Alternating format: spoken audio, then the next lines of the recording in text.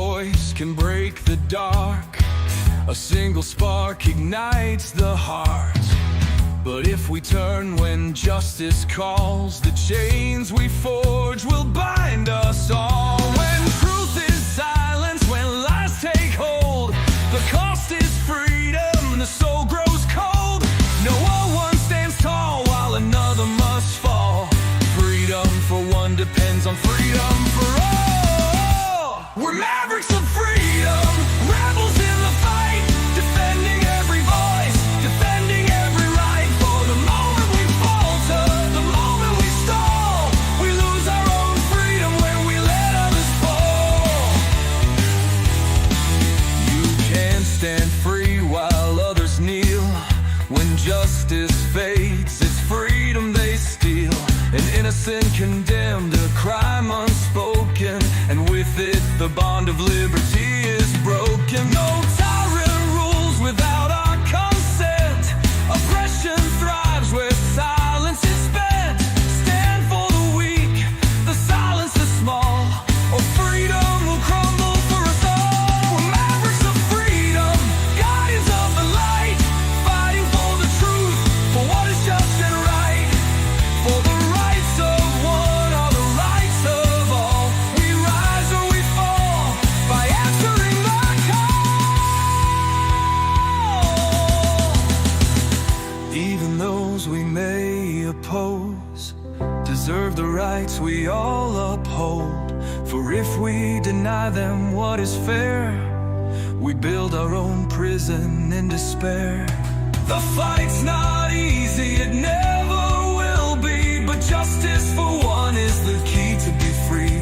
We stand as mavericks, together we strive, defending the rights that keep freedom alive.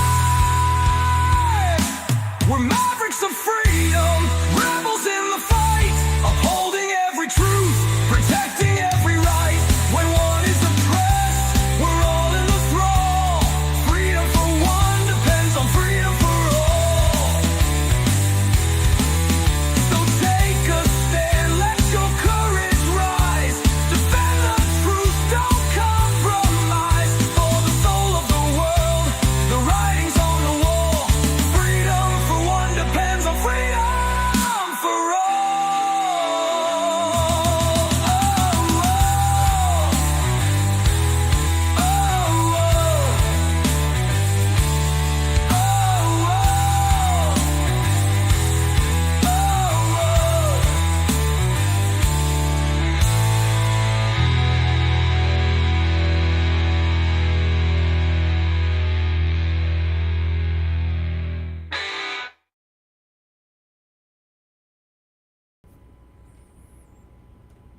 I was born in the 1960s.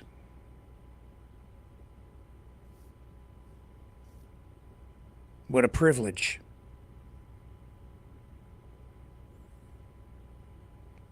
I've lived in peace my entire life.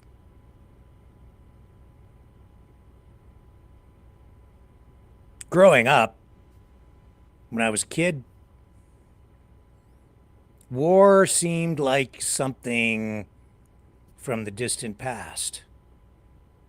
And yet, the day I was born, only 20 years had passed since the end of World War II. It seemed like an eternity.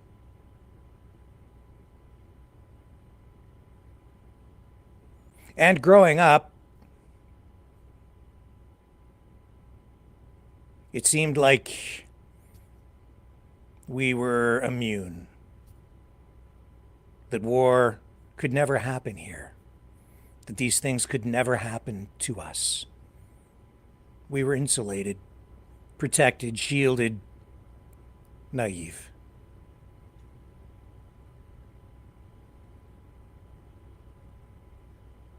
And so many sacrificed so much to give me that. And like, I think everyone here, I took it for granted. War was something I watched in movies. Of course, I knew it was a real thing, and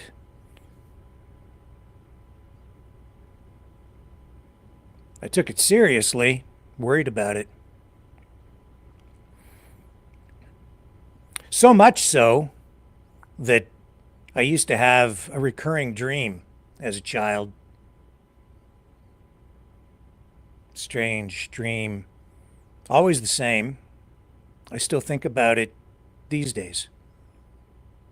A dream about my hometown, my neighborhood being invaded. Asking myself, what would I do to defend myself? What would I do to defend my home? And the images still burned into my mind from those dreams. I went underground into the sewers, through manholes, to hide. And as tanks were coming down the road in my neighborhood, and I'm like 5, 6, 7 years old. Yeah, that young, thinking about it. I'm popping out of these manholes, fighting back against these tanks.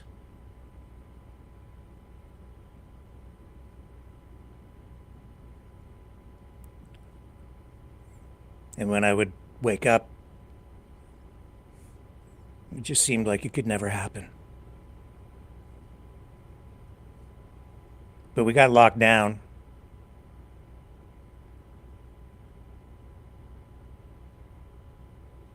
And never thought that would happen.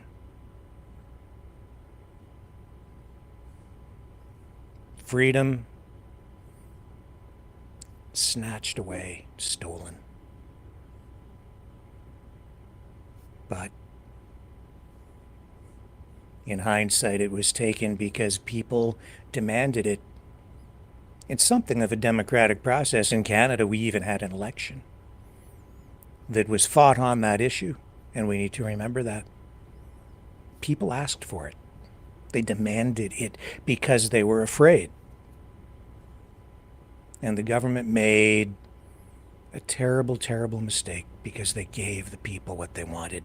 And now, as always happens, the government pays the price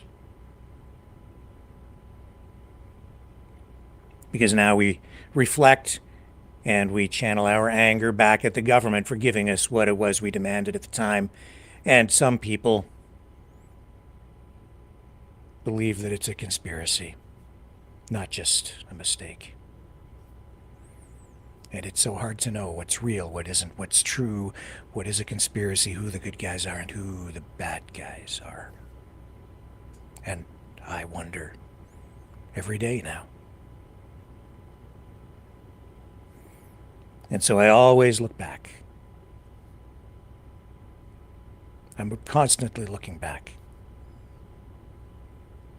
to my childhood, to the things I learned, to the experiences that I had, to the things I heard, the lessons I was taught,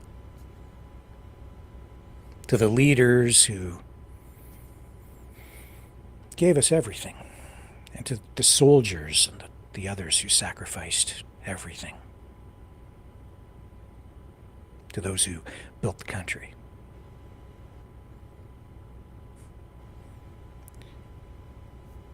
Back then, war seemed so very, very far away, so far away that it was ancient history and something that would never touch us. So it just seemed like it would never happen.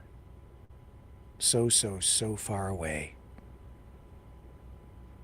And yet tonight, even as this new president pretends to be a president of peace, never have I realized that war is so close at hand.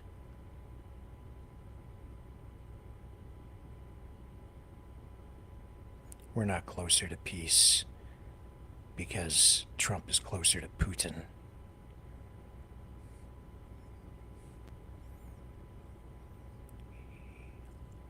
Quite the contrary. The entire world has been thrown into chaos in just over a month. 80 plus years of stability and peace shredded. Alliances, friendships shredded. And tonight, we're under attack. We're at war.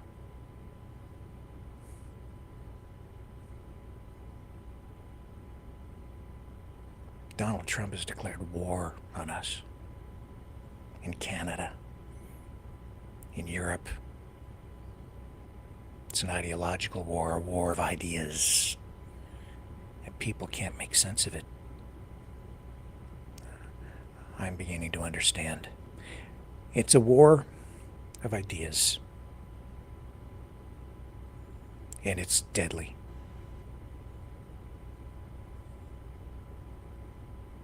And he's hiding his true intentions with chaos. Never before have I felt that war is so close at hand. As a child, it seemed so very far away, and tonight, I know. I can feel it.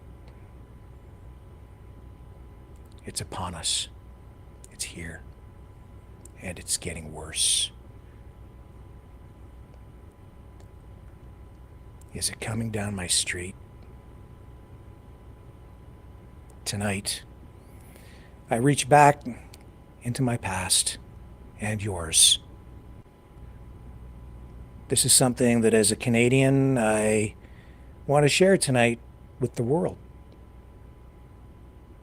Former Prime Minister John Diefenbaker reading a poem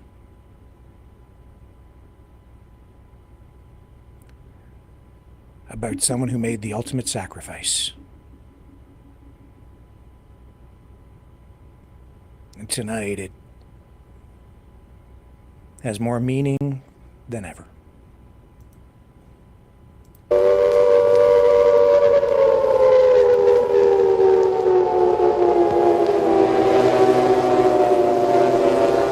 On December the 17th, 1941, the badly damaged Spitfire aircraft of the Royal Canadian Air Force staggered to a landing on an airfield outside London. Its pilot dead. That pilot was John Gillespie McGee, a boy of 19 years of age, a man for all generations. In his tunic was a sonnet he had written on the back of a letter to his mother, words that live today and always will. I would like to read those words to you now.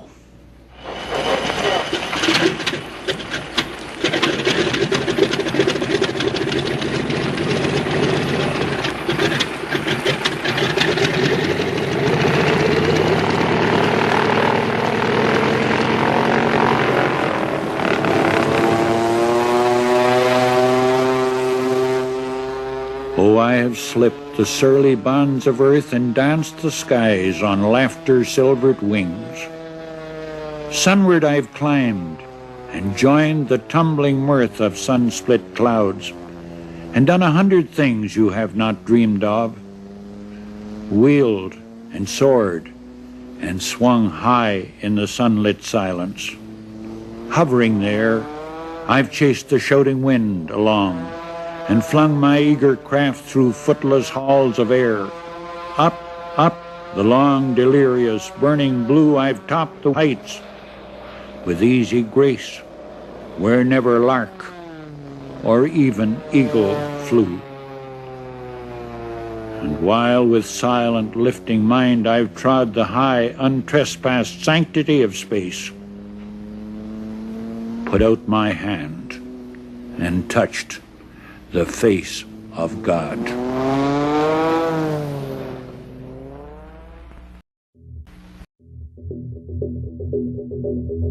Greetings, Mavericks and new viewers.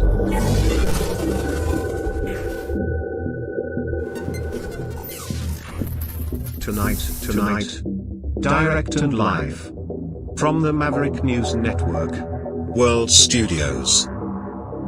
This is Maverick News with Rick Walker.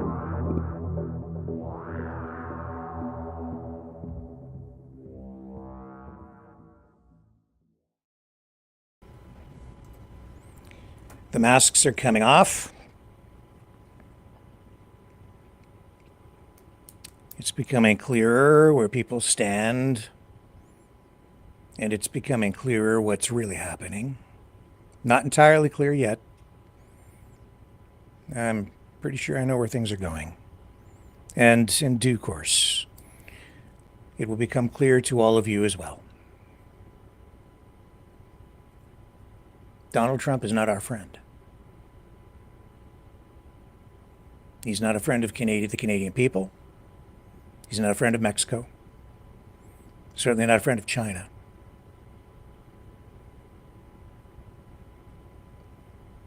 But he's all about the money. So, we'll see where that relationship goes. We're under attack. He's acting like a tough guy. He talks about playing poker, and I'm telling you right now, he's overplayed his hand.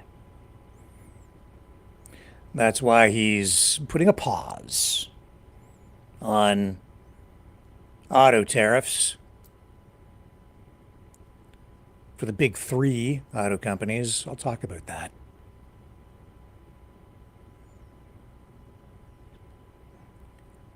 And some people just want to roll over and just let him do whatever he wants to do. Some people want him to come here. Some people want to give up the country. Some people want to capitulate. Some of us have self-respect. Some of us think the country's worth saving. Some of us have a different view. Some of us realize we're not alone. And that Donald Trump is weak. Weakest president ever. Quite possibly the stupidest president ever. No, not possible. He is. He's backed himself into a corner. And he's about to get a real serious spanking. Mark my words. People attacking me for telling the truth. Fear not. Donald Trump is going to get a spanking. The likes of which the world has never seen before. It'll be the biggest spanking ever. You watch. Because Canada's not alone. We'll talk more about that too. But today, Danielle Smith, Premier of Alberta, who went down to Mar-a-Lago when Trump first threatened these tariffs, and she tried to be diplomatic. She tried diplomacy. Didn't work. No. 25% across the board on everything coming from Canada and Mexico. Yeah. Proceeded with that, but already he's backing off on the auto stuff. We'll get into it. But Danielle Smith finally coming around. She's on Team Canada. And I gotta say, I liked what she had to say today. Let's go on out to Alberta and pick up Danielle Smith. Here we go. And thank you for joining us today. I'm pleased to be here alongside the Minister of Public Safety and Emergency Services, Mike Ellis, the Minister of Justice, Mickey Amery, the Minister of Transportation and Economic Corridors, Devin Dreeshen. We also have Justin Wright, MLA for Cypress Medicine Hat, and Inspector Ken Howell from the Alberta Sheriffs, who will share information on progress on our border security initiatives. But first, I'd like to address everyone in regard to the current tariff situation. My fellow Albertans, sadly, the United States President Donald Trump has decided to place a 25% tariff on all Canadian goods sold to the United States, with the exception of energy products, which will be tariffed at 10%.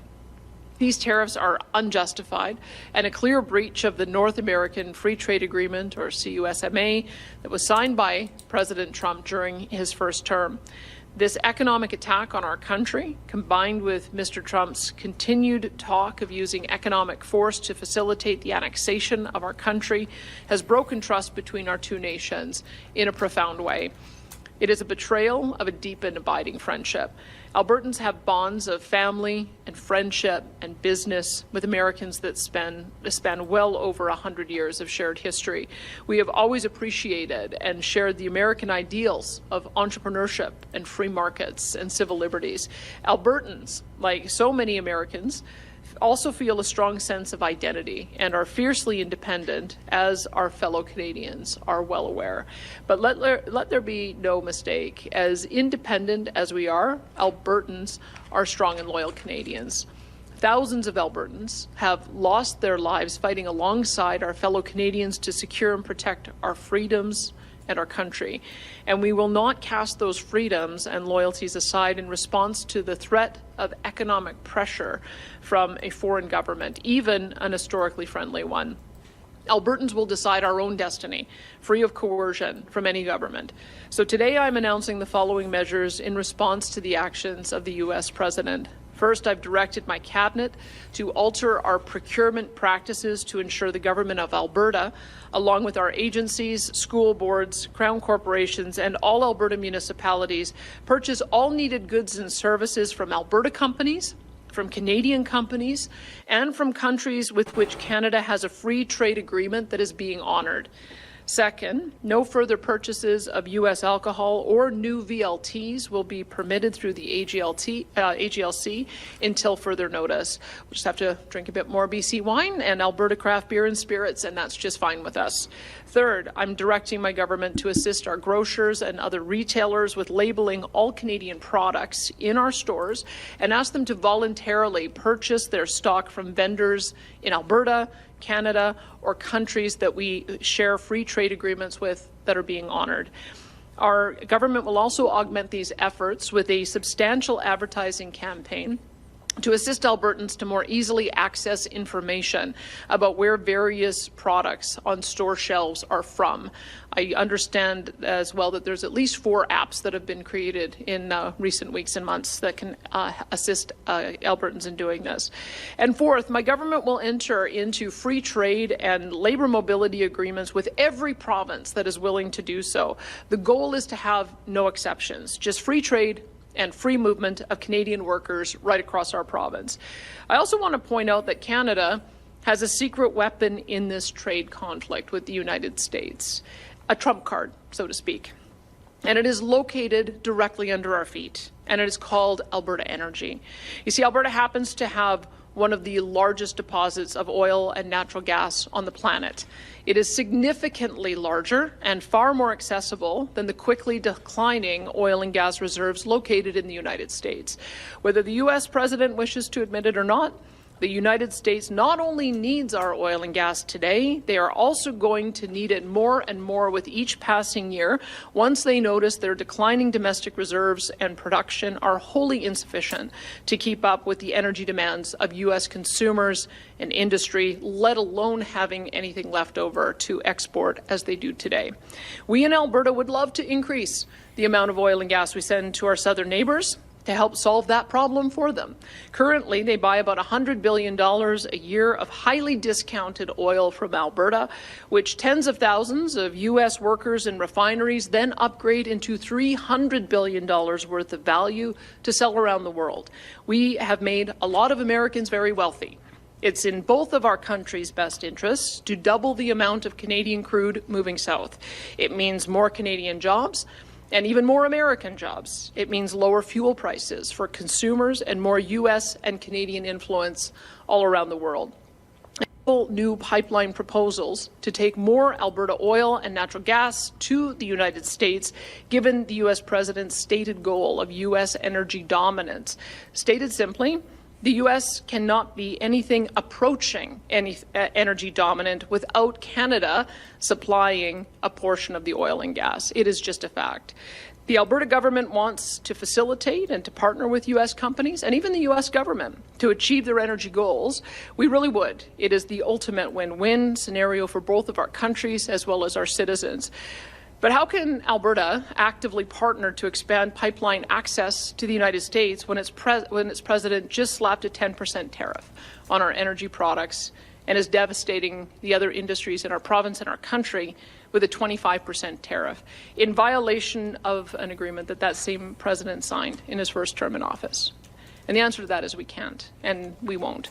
So until our U.S. friends come back to reality, we will focus on efforts and financial means to export one of the largest oil and gas deposits in the world elsewhere. We will look to our own nation's west and east and north coasts. We will partner with industry, provinces, First Nations, and the federal government to build multiple oil and gas pipelines to all of our coasts for the purpose of dramatically increasing Canadian energy sold to Asia and to Europe. And as soon as the U.S. government is prepared to respect our country and to treat us as allies and partners again, we will welcome the opportunity to partner with them to achieve North American energy dominance. Of course, for this strategy to work in Alberta, we will need to see a significant attitude adjustment from many of our fellow Canadian political leaders with respect to the importance of unlocking and exporting Canadian energy around the world. But I'm confident that Canadians want exactly that right now, and that they will elect politicians who share that view, regardless of who they may have supported previously. Alberta is counting on it. No nation on earth has more resource wealth per person than Canada. We have the potential to be an energy and economic juggernaut, able to punch well above our weight class in virtually anything, from energy to manufacturing to technology to military defense. As Canadians, if we're going to survive this dispute with our neighbours in the short term and win in the long term, we must commit to this strategy. No more excuses. It's time to start building pipe, developing resources, and constructing new ports on every coast without further delay. And as for existing oil and gas sent to the United States, Alberta does not and will not support cutting off or taxing Canadian companies on existing energy exports to the United States, and that's for two key reasons. First, doing so will hurt Canadians far worse than Americans should the U.S. retaliate in kind, which they will. The United States retaliation would most especially hurt those in Ontario and Quebec, which still rely on importing fuel from the United States, largely due to the cancellation of the Energy East pipeline project. If we had Energy East, then cutting off or taxing Alberta crude without Energy East, cutting off or taxing Alberta crude going south is utterly self-defeating. But also importantly, U.S. polls are showing that the Trump tariffs, especially against Canada, are not at all popular with the American public, certainly not popular with the stock market. And that unpopularity is growing and will continue to grow daily as these self-destructive tariffs drive up the cost of food and fuel and housing and almost everything else for American consumers. Cutting off energy entirely would make Canada the bad guy for Americans, and we don't want that. We want the Americans to blame their struggles on the actual source of their problems, that being the Trump tariffs. So instead, every Canadian leader should be engaging with the American people, their governors, and members of Congress to use their power and their influence to reverse the tariffs. To that end, I'll be traveling to Houston next week to continue that push. After all, the friendship and bonds between the United States and Canada are far deeper and more lasting than any one person or government. And as upset as we are Our quarrel should never be with the American people. They are our friends and family. Now, finally, my fellow Albertans, I'm not going to sugarcoat things. The road ahead is very bumpy. If these tariffs continue for months or longer, there will be significant job losses. There will be higher inflation and lost opportunity. And there will be large budget deficits as our government seeks to cushion the blow for Albertans while ensuring that we continue to provide the public services and infrastructure that you and your families rely on. But let me also say that there is not a shred of doubt in my mind that we will prevail. We are a strong and free people. We stick together and we help one another when the going gets tough. We are relentlessly innovative and we find ways to overcome virtually any challenge placed before us. We always find a way, and we will do so again. And oddly enough, this crisis may ultimately result in our province and our country becoming more unified, more prosperous, and more powerful than ever before. Make Alberta and Canada remain forever strong and free. And thank you for that. And now I'd like to turn things over to Minister Mike Ellis for an update on our interdiction patrol teams. Okay. And then they talk about their efforts to strengthen security at the border, I think is where he's going with that. But we'll jump out of that so that we can go over to the Toronto Board of Trade with Foreign Affairs Minister Melanie Joly. And of course, the topic of discussion there, what else? Canada-U.S. relations. Here we go. Vancouver, and of course, last but not least, beautiful Toronto. And I will, of course, answer your question, Roselle, and I know many of you will have questions, but I just wanted to give you 2 points mainly before starting this fireside chat.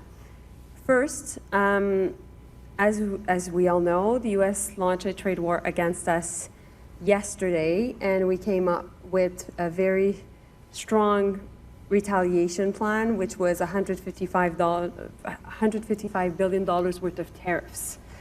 And we did that in the context of making clear that we would never negotiate against ourselves, and we would never be in a weak position. And so while conversations are happening, and I'll be able to answer questions today about that, and things are very, very fluid, I want you to know that we have your back. And the Canadian government is here to defend every single jobs in this country. And that's something I take very, very, very much at heart, and I completely understand what is at stake. Secondly, this is happening at a time where the geopolitical tectonic plates are moving very quickly.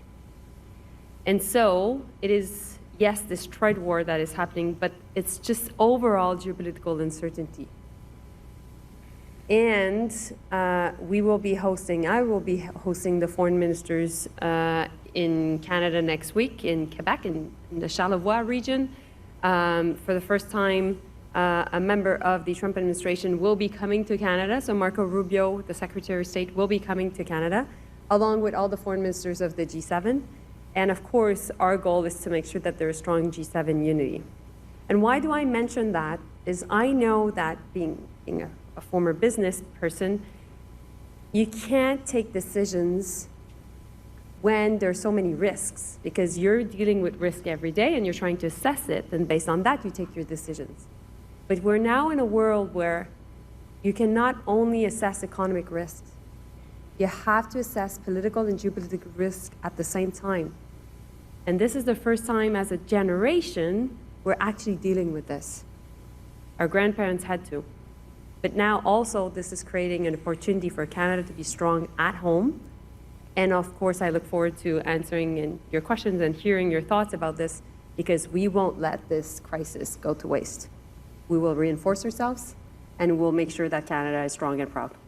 Thank you. Thank you, Minister. All right. And Saskatchewan Premier Scott Moe weighing in on this today as well. Here's his response. Here he comes. Sure. Thank you, everyone, for joining us here today. Now, maybe just run through a few opening comments that really lay the groundwork on, where we find ourselves today in Saskatchewan, where we find ourselves today in Canada and across North America. We are facing really what are three implied tariffs from the President of the United States as Canadians. The first is related to fentanyl and border security. Now, that's the tariff that is in place today and came into place this week. The second tariff, the indication is that it would be looked at and a decision made on March the 12th, which would impact steel and aluminum. And the third would be the reciprocal tariff that is more globally focused. Our goal has been all along in the lead up to this week and continues to be, first is that we have a no tariff environment, that we have a free and fair trading environment across North America. Second, if we do find ourselves in a situation where tariffs are in effect, that they are in effect for a minimum length of time or a limited length of time for certain. The impact of tariffs that are imposed by President Trump is first and foremost going to be felt by U.S. families. Inflationary pressures they are going to see when they fuel up their vehicle. They're going to see those same inflationary pressures very shortly when they make a trip to the grocery store, for example. The secondary impact will be job loss. Job loss in American communities. The proposed counter tariffs would have a similar effect in Canada on Canadian families, as an import tariff is designed to do just that. I think it's also imperative for us to look at just where the global trade relationship is, in particular with our largest trading partner, the United States, with a number of other countries, and where that'll go. I think we need to keep an eye on as we find our way through this conversation. First, in the case of Taiwan, we see essentially a trade of multi-billion-dollar investment for a no-tariff environment. In the case of Japan, we see a trade or an exchange of military procurement, a commitment of U.S. military procurement for a no-tariff environment for Japan. In Mexico, we see a somewhat different approach where they are looking at limiting some of the imported parts, namely auto parts, from other areas of the world into Mexico and thus into a USMCA free trade zone. So trying to work with the U.S. administration and the president on some of their priorities. And in China, we did see an increase of the U.S. tariff on Chinese goods from 10 to 20%. And the response to that tariff was a Chinese tariff on ag products coming out of the U.S. into China. And so that may have an impact on Saskatchewan and on Canada as well. Also important for us, I believe, to look at the national response that we have been working with the federal government on for a number of weeks now. First and foremost, I would say that the government of Saskatchewan supports the targeted response that the federal government has come forward with, which starts with $30 billion in very targeted tariffs effective now. Will grow in 3 weeks by another $125 billion for a total of $155 billion in counter tariffs. That's a big number. However, those are targeted tariffs to maximize the impact on American companies, but minimize the impact on Canadian families. And so credit to the federal government for not going dollar for dollar tariffs, which would have a tremendous impact on Canadian families. About $600 billion are experiencing the American tariff moving south. About $155 billion of very targeted impact tariffs is the response from the federal government.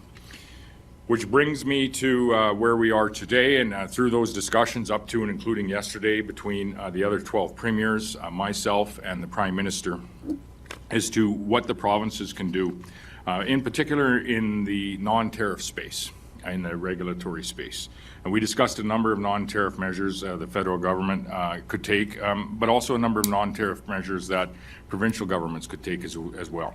And so effective immediately, what we are here to announce today is the Saskatchewan Liquor and Gaming Authority will stop purchasing U.S.-produced alcohol, and will stop selling any U.S. alcohol that we currently have in stock to any of the private retailers that are in the province. We'd also announced that the goods and services that are procured by the Government of Saskatchewan ministries as well as the Crown corporations are going to make every effort to prioritize Canadian suppliers. We're going to put our capital projects that are not yet in motion. We're going to put a very temporary pause on those projects to reassess how they are moving through this Ask Builds procedure. Those projects that are being constructed as we speak, the call and the ask has went out to the contractors involved to report back with respect to what level of American content they have in that construction and how they are going to drive that number down and drive the Canadian content up. The goal here is for us to greatly lower or even get to zero with respect to the U.S. procurement in the capital projects that we have, the publicly funded capital projects that we have.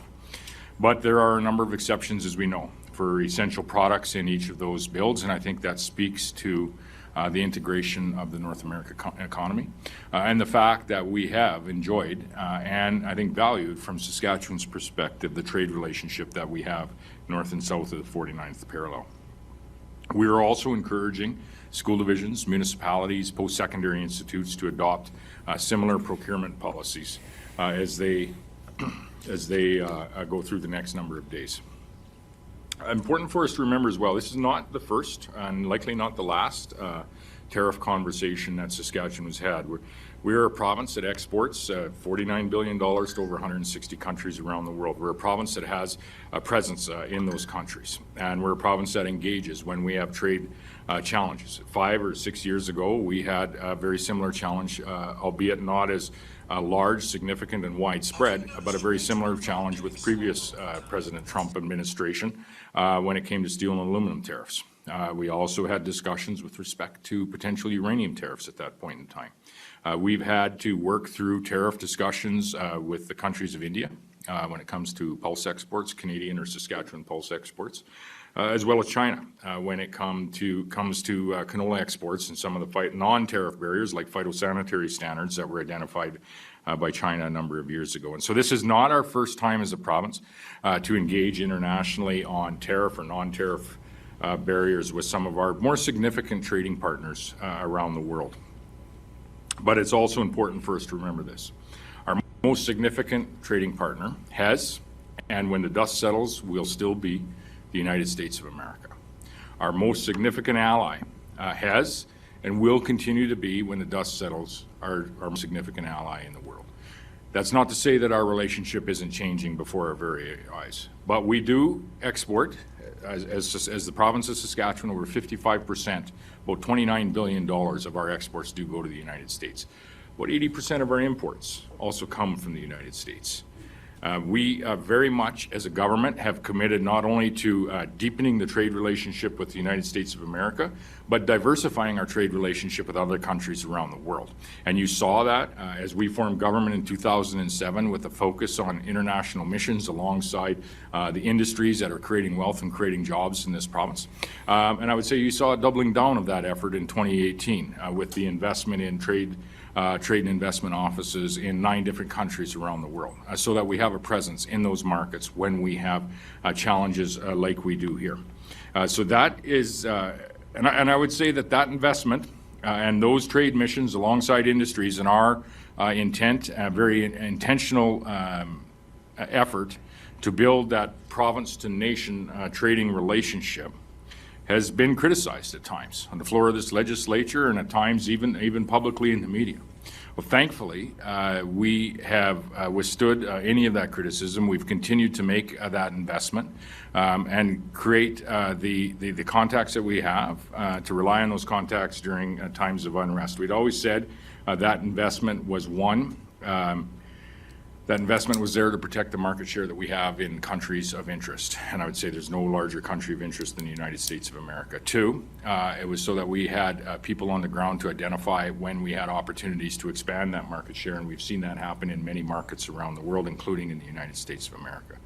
And 3, to ensure that we have relationships like we do have built for very tumultuous and trying times like what we see here today. And so Saskatchewan is one of the most diversified provinces and least dependent on the United States of America for our exports. That being said, they are our largest trading partner, our largest ally, and it's important for each of us to remember that as we go through what is admittedly a very challenging conversation with the President and his administration, but we will find our way through it. And I have with me our Deputy. Okay. And Charlie Angus, who has really, in many respects, taken the lead on, some aspects of the response from Canada. He's a New Democrat. But on this issue, of course, we're getting unification of politicians, leaders, just people from all political stripes coming together to defend the country against this attack. I would say not just against Canada, but more specifically against liberalism. That is really what this is. It's a war against liberalism, and I don't mean like big L, Liberal Party liberalism. This is new. It's from Donald Trump and a new ideology. I've talked about it before. It's populist in origin. It's an assault, an attack. It's a war against classical liberalism, the very things that Western society was predicated on. Make no mistake, that's what it is. And here's Charlie Angus today. Bonjour. I'm Charlie Angus, here on the unceded territory of the Algonquin Nation, Parliament Hill, Canada, to talk about where we stand with the latest threats from Donald Trump. Once again, he's huffing and puffing and threatening to blow our nation away. And like last time, as soon as Canada stands up and shows that we are not afraid, suddenly the MAGA crew start backpedaling, and maybe there's going to be a deal in the works. Maybe they're going to have something figured out. Maybe, maybe not. I'm not here to give anyone false hope, because Canadians understand that this is not a trade war we're talking about. This is a war by other means. A war of disinformation and ridicule, questioning our right to exist, our sovereignty, our borders, very much the way Vladimir Putin launched his disinformation war in the years leading up to the brutal invasion of Ukraine. It's a siege war. He's poking us and trying to see if there's divisions, if there's fear. What he's learning very quickly, and what the world is learning, is that Canadians know what is at stake, and we will not bend or break. Because Donald Trump believes we have no right as a nation, and we will always be there for our nation. But I want to compare what's happening in Canada to the dumpster fire USA. Because what we've seen in just 60 days is that Donald Trump has burned up the great American century. He's burned through his alliances with key allies. He's burned through Americans' leadership role on the international stage with his disgusting attack on President Zelensky and his willingness to put America on side with North Korea and Russia. So this is how the great American century ends. It's not with a bang or with a whimper. It's like some kind of tacky roadshow from the World Wrestling Federation. And now Donald Trump has decided to go further by blowing apart the greatest economic trade relationship in history, plunging our nation and our people into chaos. But what he's really doing is making America weaker, more divided, more alone. And we know that Canada will stand up and Canada will push back, and American jobs will suffer, and the American economy is suffering. So now the world looks to Canada and wonders, well, just who are these Canadians? Do they have what it takes to stand up to the Proud Boys in Washington? They're learning very quickly that yes, we're a nation that we like to squabble and we like to disagree with one another, but when you come at us, we come back hard. Call it our Juno Beach gene. Canadians understand what's ahead. They know that this is going to be hard.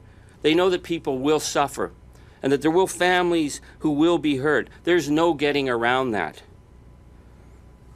But they also know that Canadians will stand together, just as we've always stood. I want to give a shout out this morning, and it's why I'm here, to the amazing leaders who are on the front lines defending Canada. The countless Canadians who've been reaching out to me about canceling vacations to Arizona, canceling honeymoons in South Carolina, canceling business trips and conventions in Vermont and Florida. People who've taken a personal cost.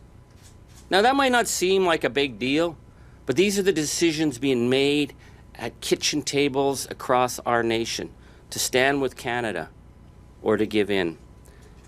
I want to give a shout out to the mums and the grandmoms who call me from all across this nation, who tell me they take that extra time in the grocery store to make sure that nothing from the United States ends up in their grocery baskets. A big shout out to the Canadian artists who are boycotting South by Southwest in Texas this year, the biggest music festival for Canadian artists, a decision that will cost their careers, but they would rather stand up for Canada than be divided. And I want to give a special shout out to the new Canadian voices that I heard on CBC yesterday, the people, first-generation Canadians in Scarborough, who are on the lowest part of the economic rung, who they know when economic hard times come, they're going to take the first hit. And they talked about how proud they were, how they felt more unified as being Canadian than ever before. And that's the issue that I'm here to point out. Because in America right now, Donald Trump and the MAGA crew want to have a nation run by white men for white men. And they think that makes them tough. And they look on us and think we're weak because we're decent and we're democratic and we're inclusive. But that is our strength. Because we're not afraid about what pronouns someone uses. We're not angry by who someone marries. We come together across racial lines. We celebrate our linguistic diversity. We celebrate our regional diversity. We celebrate the fact that we are a settler population on the indigenous territories of this nation. And yeah, we get a lot wrong. And yeah, we're a work in progress. But when push comes to shove, we are indivisible. We stand together. We are one. It's that diversity that makes us strong. So I want to thank everybody who's been pulling their load and to say to them, whether or not this tariff war ends tomorrow or whether Donald comes up with some bogus reason that he's scored a victory, you know what's at stake. This is just the beginning. The next 4 years will determine our future as a nation. And I know the Canadians will be strong. Because as Winston Churchill said, we will mete out for you everything that you try to throw at us, and we will go one step further. Donald, you do your worst, because Canadians will do their best.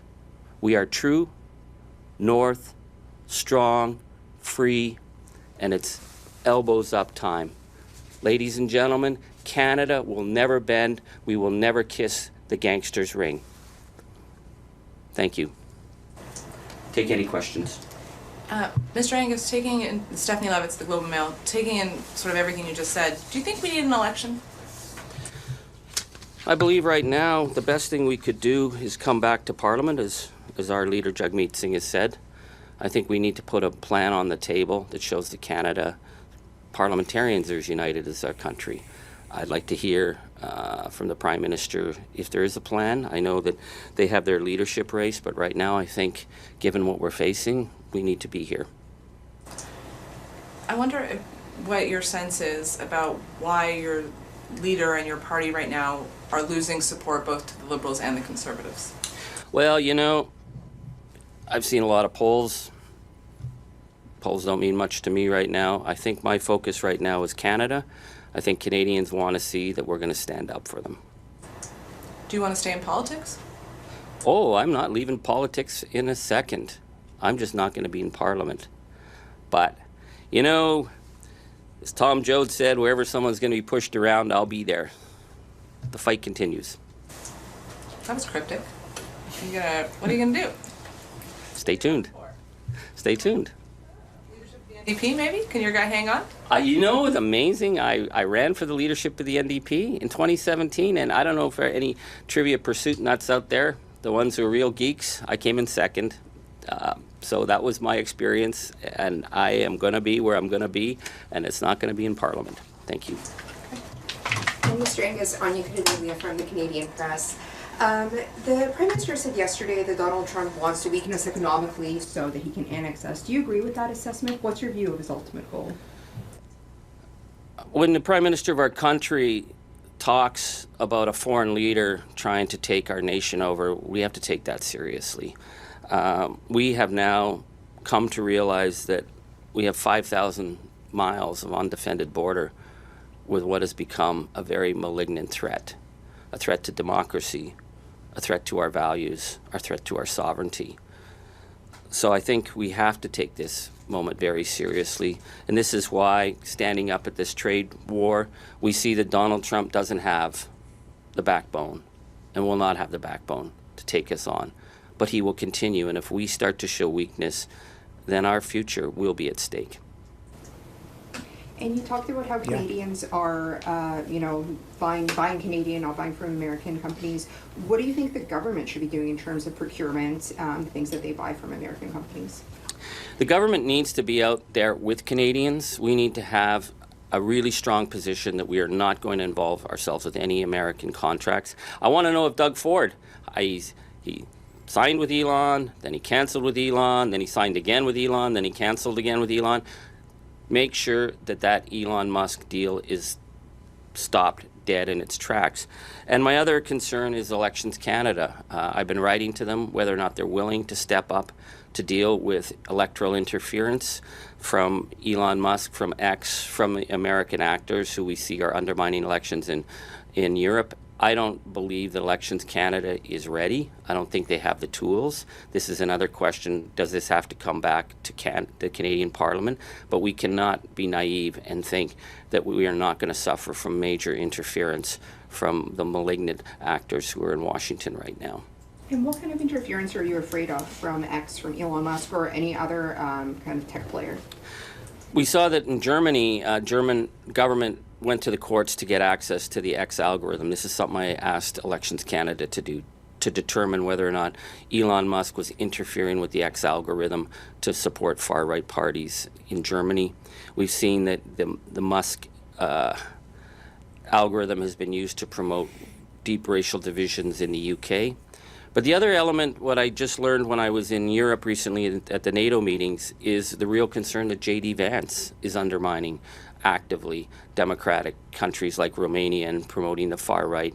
So given the threats that have been made against our nation, given the fact that they don't believe we have a right to exist, given the fact that we're going to be going into an election, the idea that we are not ready to deal, whether or not we need to shut that platform down during the campaign if it's being used to manipulate voters, we need to have tools in place. And I've asked Elections Canada on a number of occasions if they're willing to take this on. I don't get a sense that they are, but I think that this is a serious threat to our democracy. Thank you. Yeah. Thank you.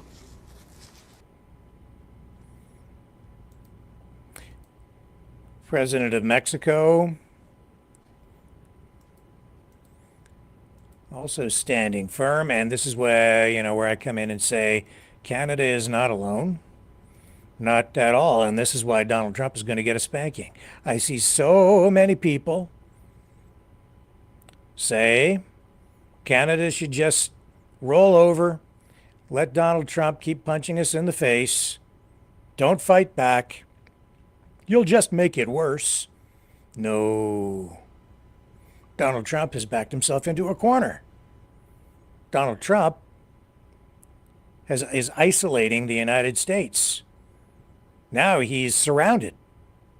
Canada on one side, Mexico on the other, and an expansive ocean on the other two sides.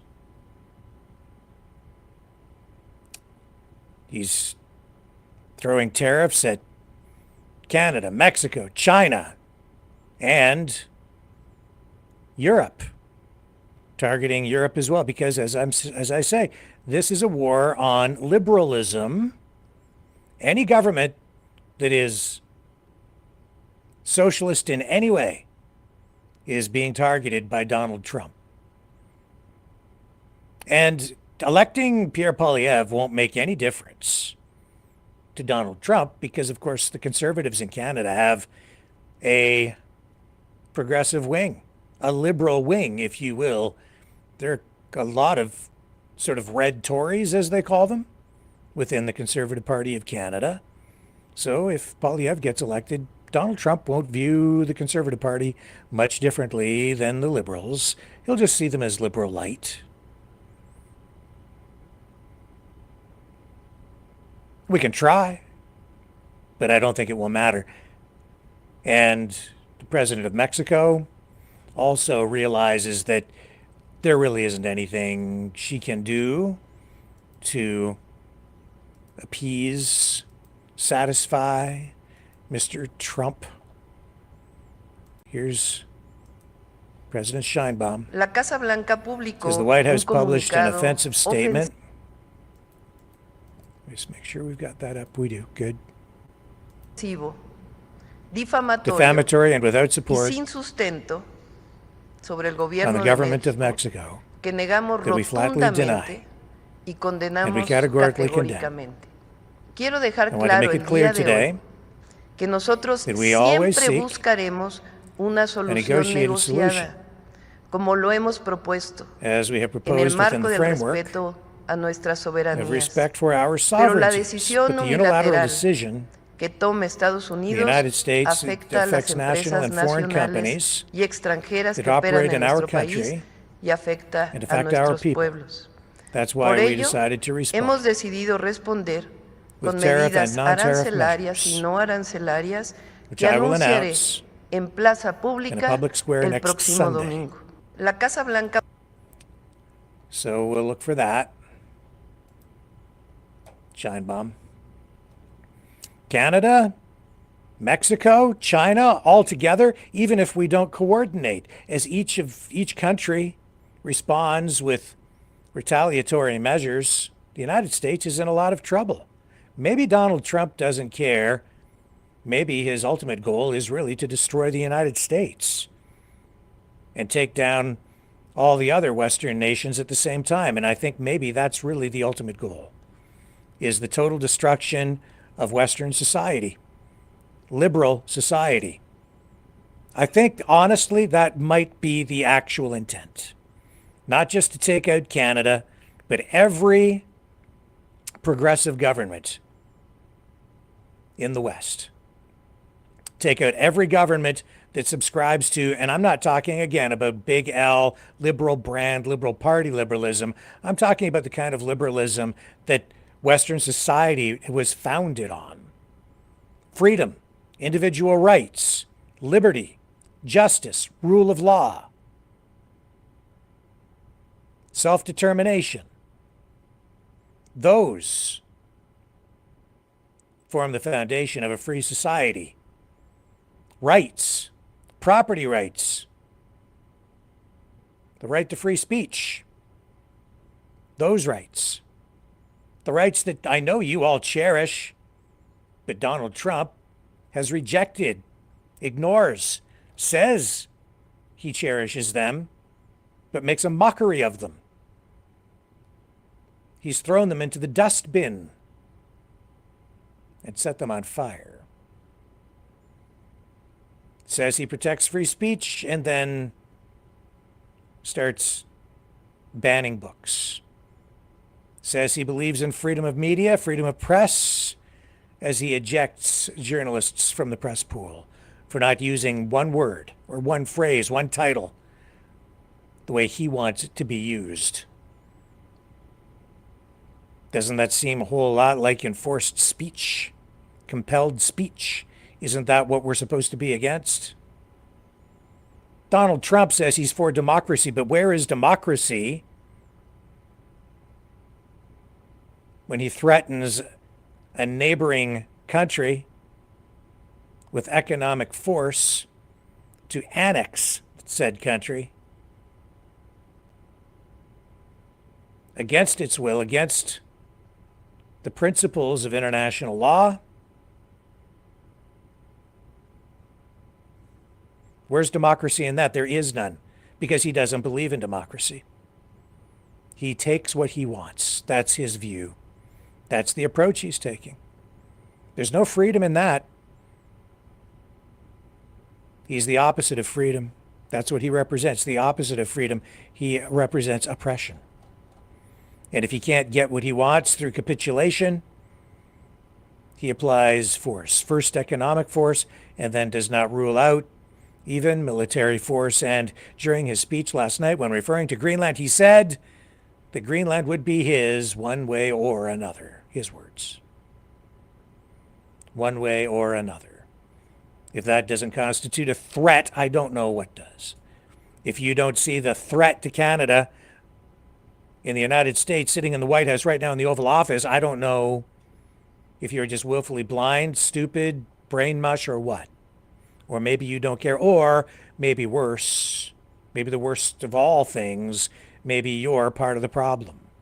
Maybe you're working on the inside to tear the country down. Maybe you are one of the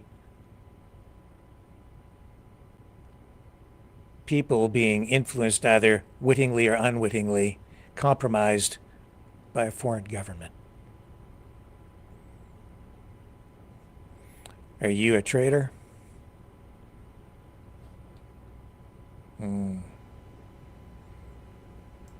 It's a strange question to ask a Canadian. Who would have ever thought? And Sheinbaum, Mexico, is signaling the strategic response, indicating that Mexico is prepared to retaliate with its own tariff and non-tariff measures, though she has stressed that starting this trade confrontation is not the goal. Trump did this to Mexico. Trump did this to Canada. Trump is doing this to Europe. He's doing it to China. He's doing it to all these countries. Trump is doing all of this. If someone's telling you that we're to blame, Canada is to blame, Trudeau's to blame, Poilievre is to blame, if they tell you anybody other than Donald Trump is to blame, except maybe Putin, other than that, it's Trump's fault. Trump did this. Trump's doing this. Trump can stop this anytime he wants. No, we didn't do anything to cause this. And it's strange. I keep hearing people saying that Justin Trudeau and Canada have been poking the bear. That's what they keep saying. They're poking the bear. Some of these online influencers keep saying he poked the bear. The bear, like the Russian bear in the White House? Why? What a weird choice of words. Yeah, Canada keeps poking the bear. Why? Yes, because Canada does have some managed sectors of the economy. We have more regulations in some sectors of the economy than the U.S. Yes, we have some tariff barriers in place to protect industries like dairy. And that's a sore point with the United States. I know it has been for some time, a long time. Nevertheless, they're not so punitive or damaging that we still haven't been able to foster the most successful trading relationship in the world. And there's always room for improvement, and we could open things up more, but that isn't really the issue anyway. Not with Donald Trump. The issue is not fentanyl. The issue is not immigration. The issue is ideology. That's what this war is being fought on. That's why people can't wrap their heads around it. They can't make sense of it.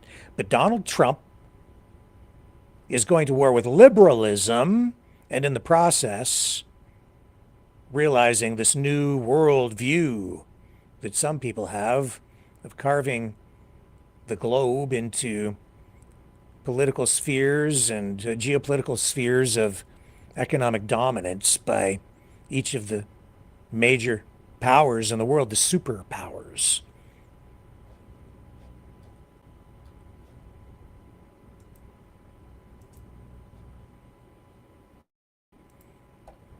And tonight, we're also seeing Donald Trump prove, once again, though, that he's actually weak.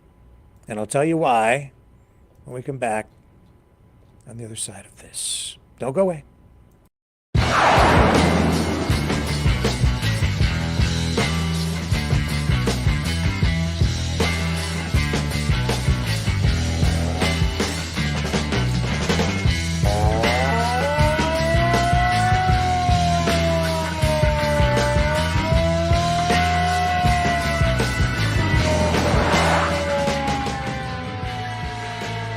Maverick News. Fighting for freedom.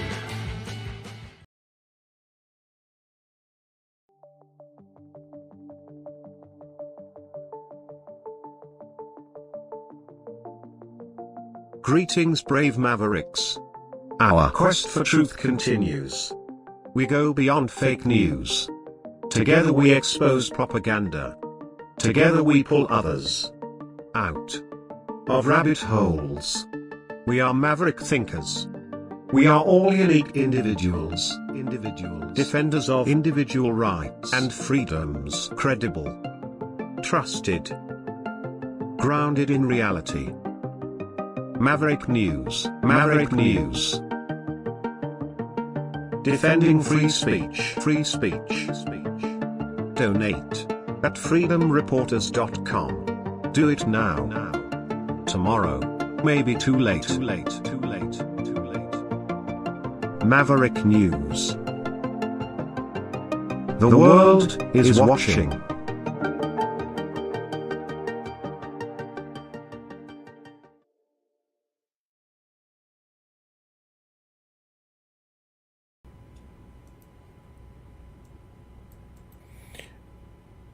We're back. So today, Donald Trump showed how weak he is. He's already backpedaling.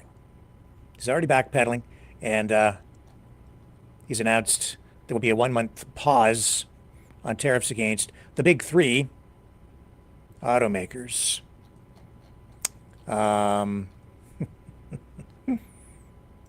it just shows how little he knows about the actual industry.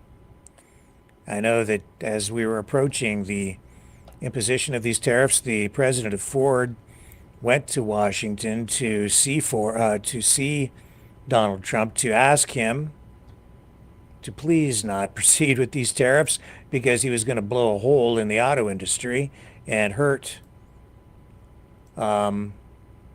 American jobs.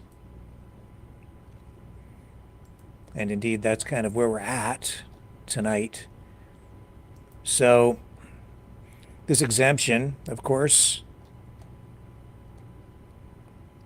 comes after Trump received phone calls from now not just Ford, but also Stellantis and General Motors, and they went to him and asked that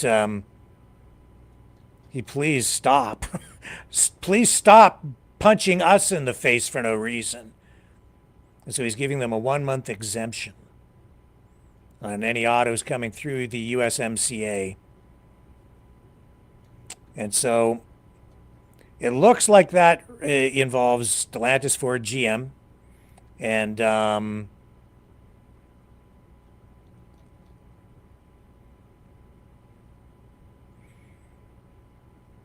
then Trump is telling the big auto companies that they need to get on it and start investing, start moving, shift production to the United States, he says, so they won't pay any tariffs, and that's the ultimate goal.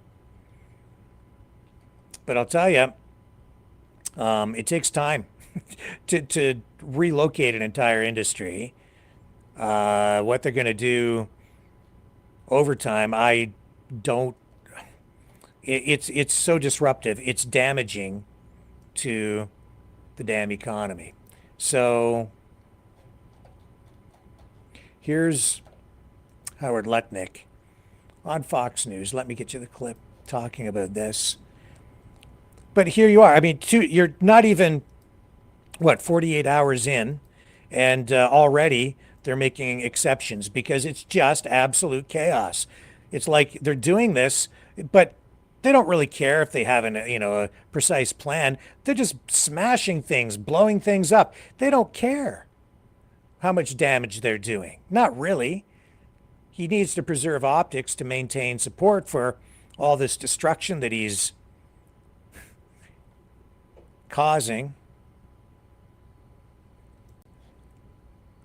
But in the end, he doesn't really give a damn. Talk about that, then the Secretary of Commerce, Howard Lutnick, who joins us now. Good to see you. Thanks for being with us. Good to see really you. Appreciate it.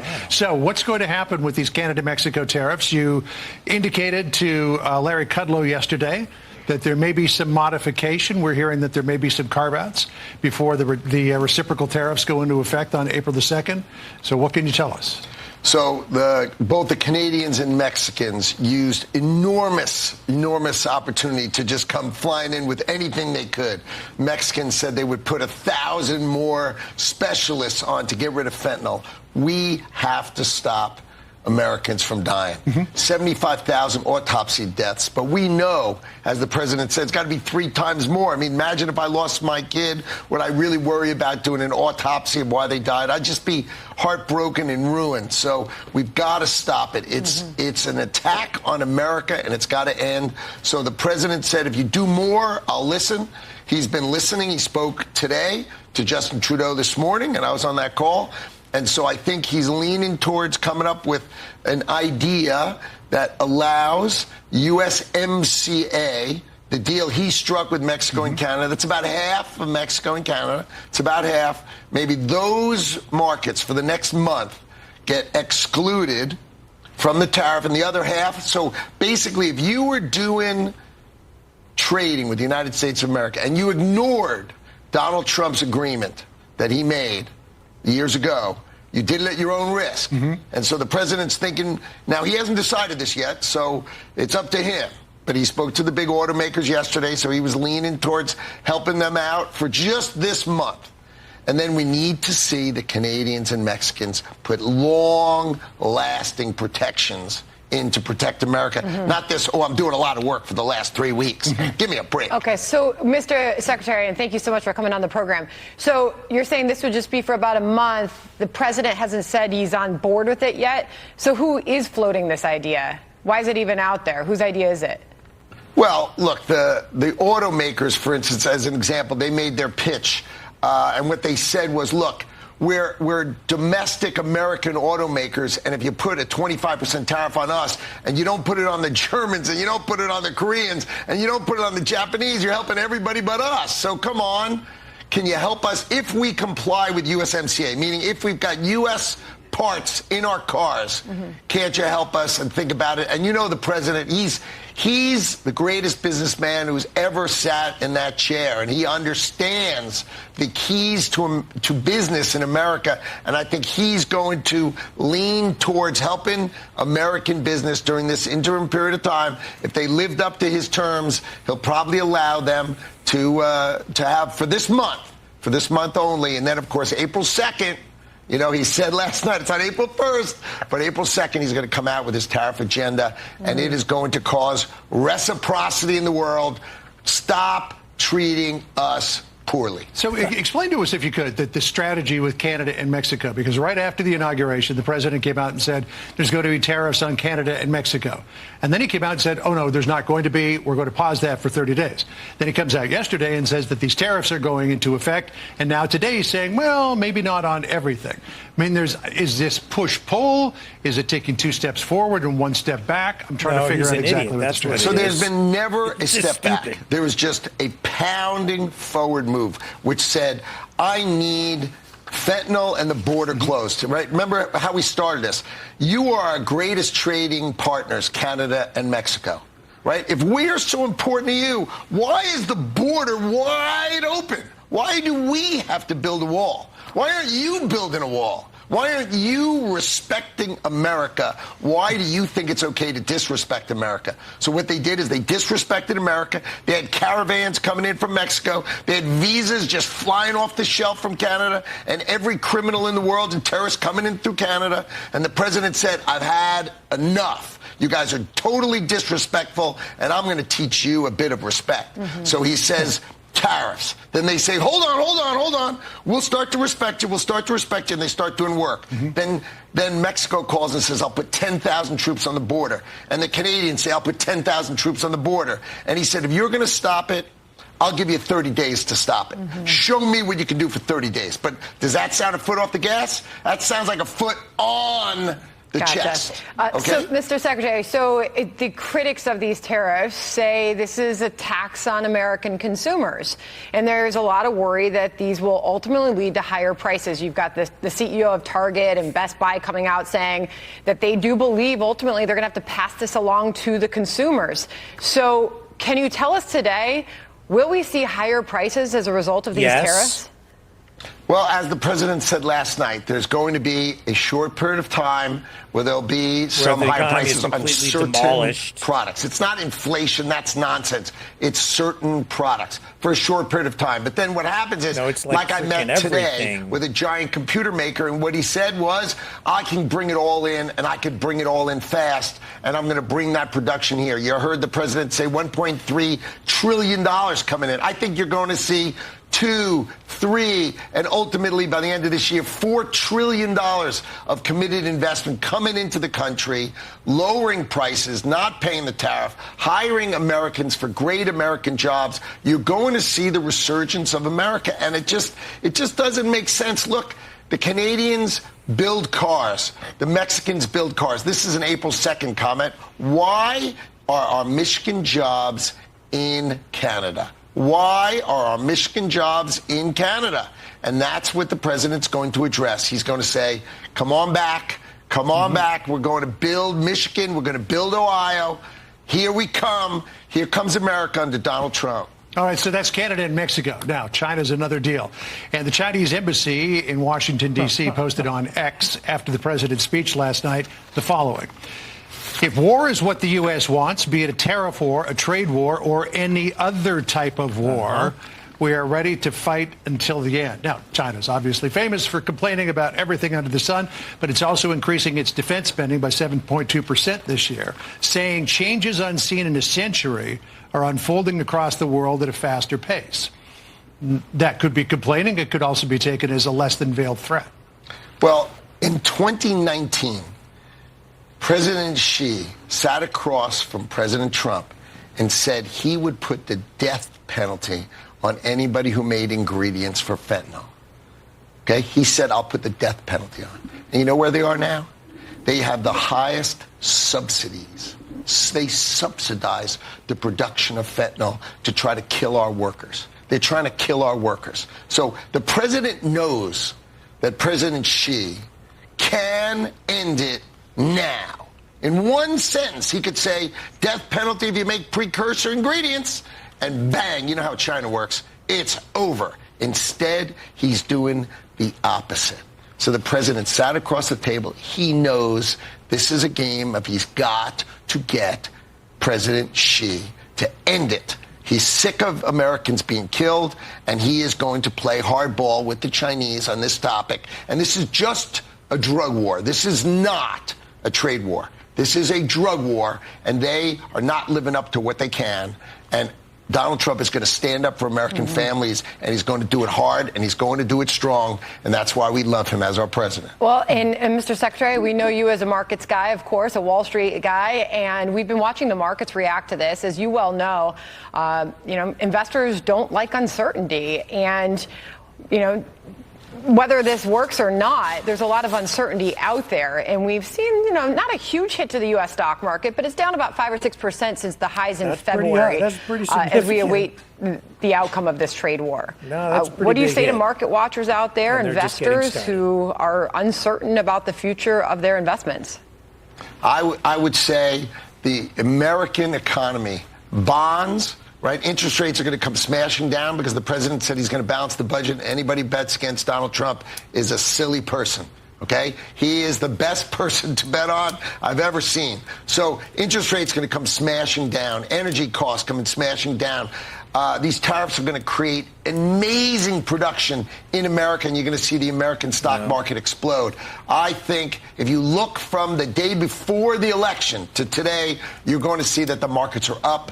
The market's what, 0.25% you're worried about now? I'm actually on TV talking about 0.25%. You got to stop it. You got to stop it.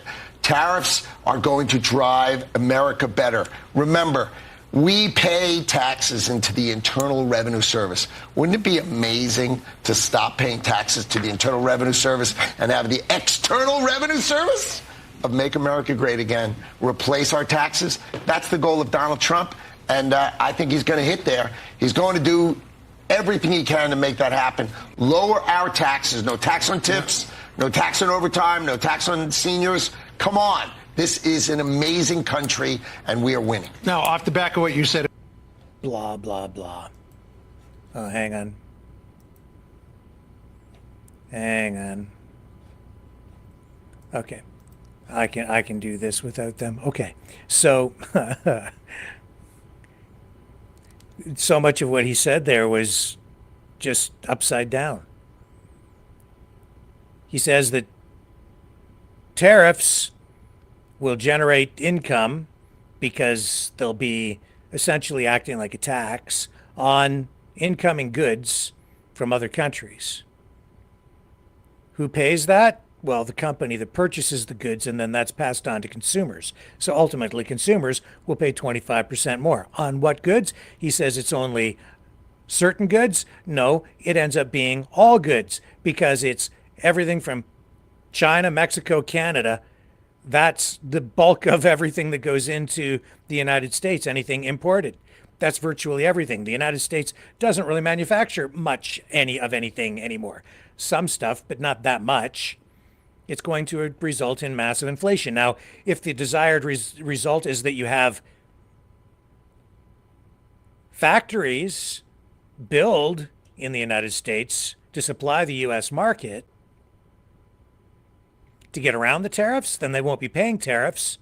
And if they're not paying the tariffs and you don't have the tariffs being collected, then you can't get rid of your income tax or generate revenue from the Department of External Revenue because the factory is in the United States. And so how are you going to run the government if you're not able to collect tax? Because you do away with the income tax, which is the single biggest source of tax revenue that the government in the U.S. and Canada has, income tax. You do away with that if the tariffs have the actual intended impact, and so nothing that he's saying actually makes sense at all. And he says it won't result in inflation. That's exactly what this results in, inflation, because it adds cost to everything. And not just some things. And the other reason this isn't going to work, it's going to probably plunge the U.S. into a severe recession. And this is why Donald Trump is going to get spanked. Canada's on one side, Mexico on the other, the top and the bottom. And then you have China. And it's not, see, people say, Rick, Canada's too small. The United States will crush you. Yeah, but we're not alone. We retaliate, Mexico retaliates, China retaliates. Even if we don't work together, the retaliatory tariffs will take everything to a whole new level, or maybe to a whole new lower level for the United States, because it will affect virtually all imports going into the U.S. And I mean all imports, because Trump is imposing these tariffs across the board on everything. It's not targeted. That's really ultimately the main reason why they won't work. People criticizing our government's response, saying we should do nothing, have got it wrong. People who are criticizing our government's response, and when I say our governments, I mean that in plural, because it's all the provinces, it's the federal government as well, who say it won't work, they're wrong, because they're looking at it in a two-dimensional way, and economics works in a multi-dimensional way. They're thinking that Canada is just too small, and that if we start imposing tariffs, what Canadian taxpayers, well, Canadian consumers will end up paying more for all goods. But that's not the approach Canada is taking. Donald Trump is imposing tariffs on everything. Canada is using a targeted tariffs strategy, only imposing tariffs on goods that will hurt the U.S. most and have minimal impact on Canada. So they're strategically being selected. It's not universal and across the board. It still involves about 4,000 different goods, but it isn't universal. So take Florida orange juice, for instance. Target Florida orange juice. It's a Republican state. That's one of the reasons. The other reason is we can get orange juice from a number of other places, and we already do, whether it's Chile, Argentina, Brazil, even China. We get orange juice from China. There are all kinds of other countries that I think there are probably close to 11 or 12 other countries that we get orange juice from. So you go to the supermarket, Florida orange juice will be 25% more expensive than everything else. People will just buy the other orange juice from Brazil. Goodbye, Florida orange juice.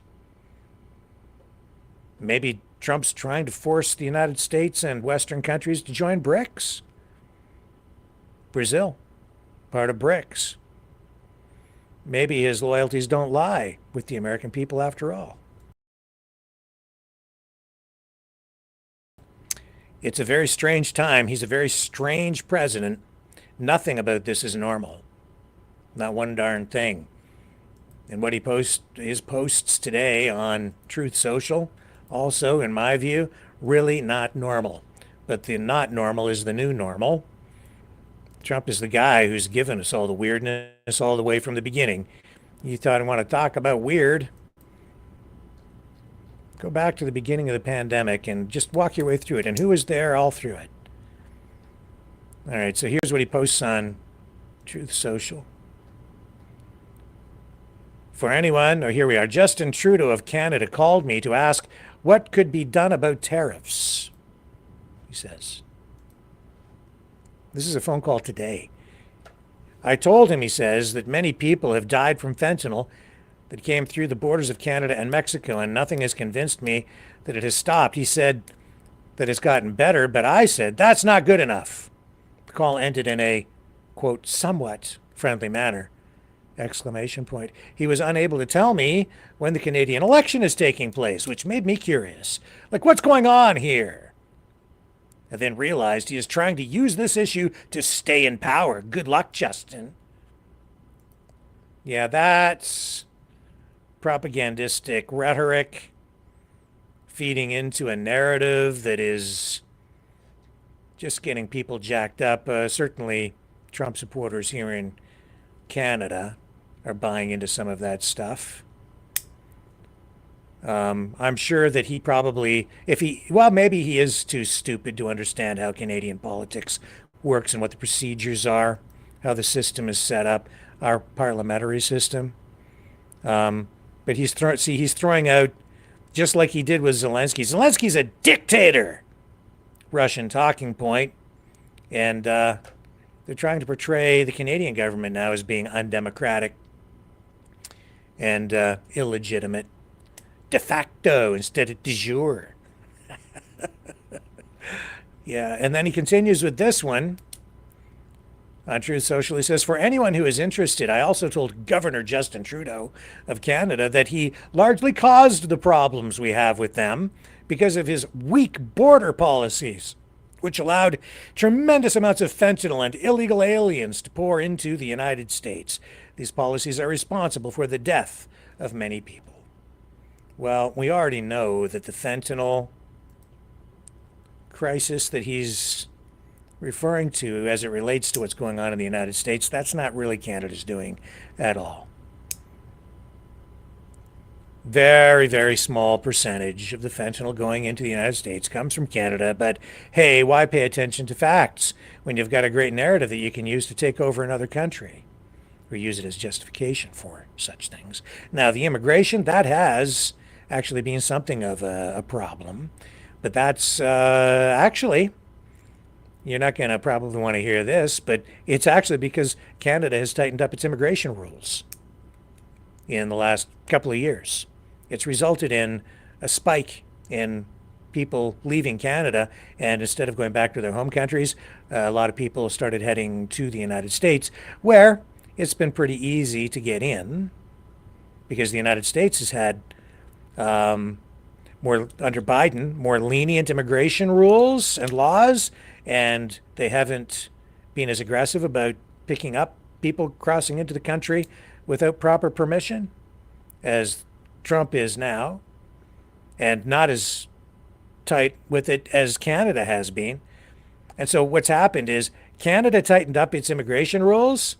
So you had a lot of people had visas expiring, things of that nature, and then record numbers of people hightailed it off to the States because they knew they couldn't stay in Canada. So by giving the people here who were demanding tougher immigration rules and enforcement of tougher immigration rules, people started to head to the States when they were basically being told you have to leave the country. That's one of the reasons for the spike.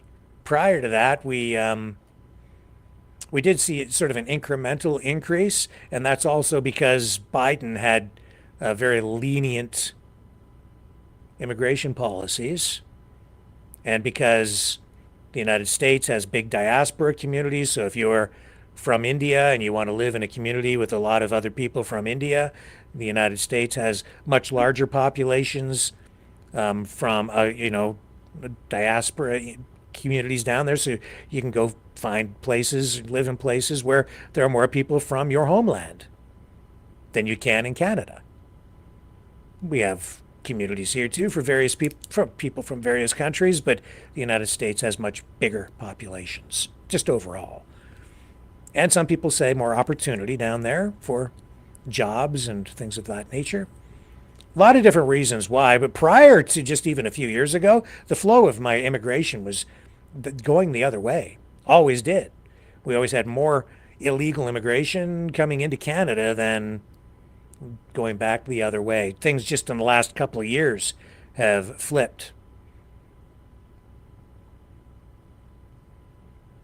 These are excuses to do other things, for trying to come up with some sort of a strange legal justification and using the issue of national security to justify kind of anything that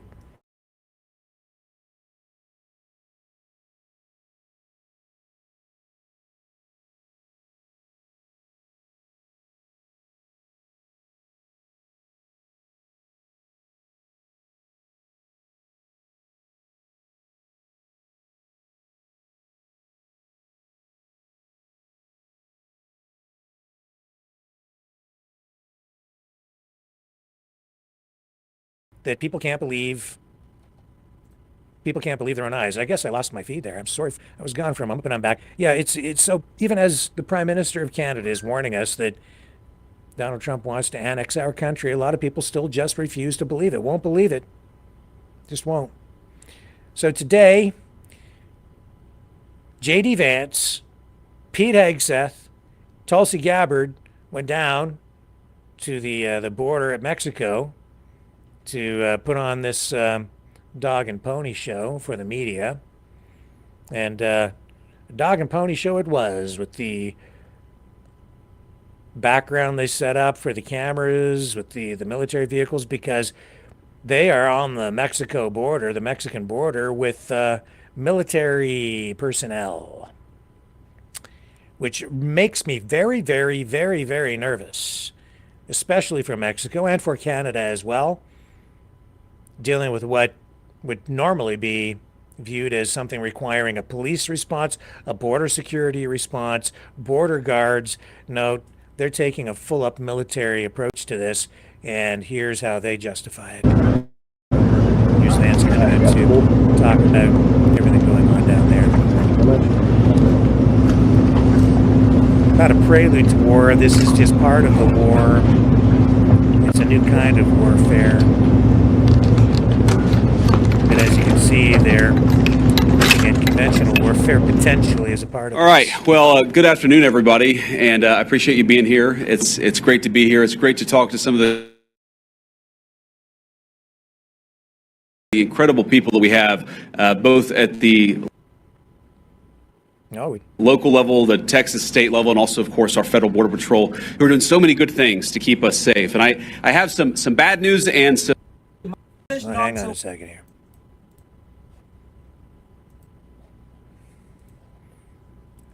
Oh, here we go. Okay. Increases in migrant crime, in fentanyl deaths, and in just floods and floods of people who shouldn't be in our country who came into the United States of America. We also have a number of ways in which the cartels became more advanced, better warfighters, because Joe Biden opened up the American southern border and allowed the cartels to turn it into their playground. Now, that's the bad news. The good news is, as President Trump said last night at the State of the Union, it turns out we didn't need new laws. We didn't need fancy legislation. We just needed a new president of the United States, and thank God that's exactly what we have. And I will say that the most heartening message that I take away from my visit here at the Texas border is the number of Border Patrol agents who have come up to me and said thank you, or said because of this, we've cut the number of border crossings from 1,500 a day to 30 a day. Or the people who have come up and said we've seen a reduction in 85% of the number of people who are dying at the American southern border. And every single day that we continue to keep this border safe, that means less migrant crime, that means less fentanyl coming into our communities. That means more safety and security for the people of the United States of America. And of course, we know the border problem, the border crisis under Biden's administration was a national crisis, but it acutely affected the communities right here. And I've already heard heartbreaking stories of people who are still picking up the pieces, local mayors who are still dealing with the budgetary consequences of what the Joe Biden administration allowed to happen at the American southern border. And that, too, is something that President Trump is going to help address, help fix, and help solve. Now, I wanted to bring Secretary Hegseth and Director Gabbard at DNI down here because, one, I obviously enjoy their company, and it's good to have them down here with me looking around today. But unfortunately, we know that because of what's happened, the border crisis has become a matter of national intelligence, and it's also become something that requires the Department of Defense to engage with. I was talking with Paul Perez earlier. The drone technology that the cartels are using requires, unfortunately, a military response and military support. So it was important for Secretary Hegseth to see what's going on, because we know that the millions and millions of people who were let in over the last 4 years, many of them are connected to foreign terrorists. It's important for our leaders.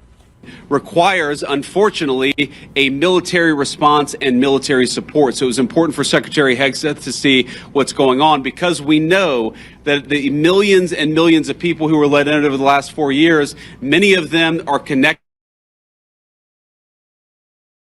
to foreign terrorists. It's important for our leader of national intelligence to get a sense of what's here on the ground. So before we take questions from the press, and all of us are willing to take questions, I want to give Secretary Hegseth and then Director Gabbard an opportunity to say a few words themselves. Mr. Secretary. Well, Mr. Vice President, thank you very much for inviting us.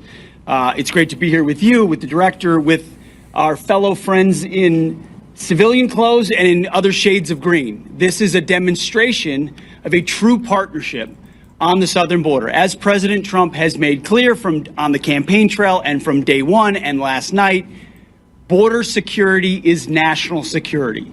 And from the Defense Department, we've watched for a couple of decades other people's borders being secured while ours was open for an invasion of drugs and of violence and of chaos for American communities. That stops under President Trump. And the Defense Department has assets that we can bring to bear.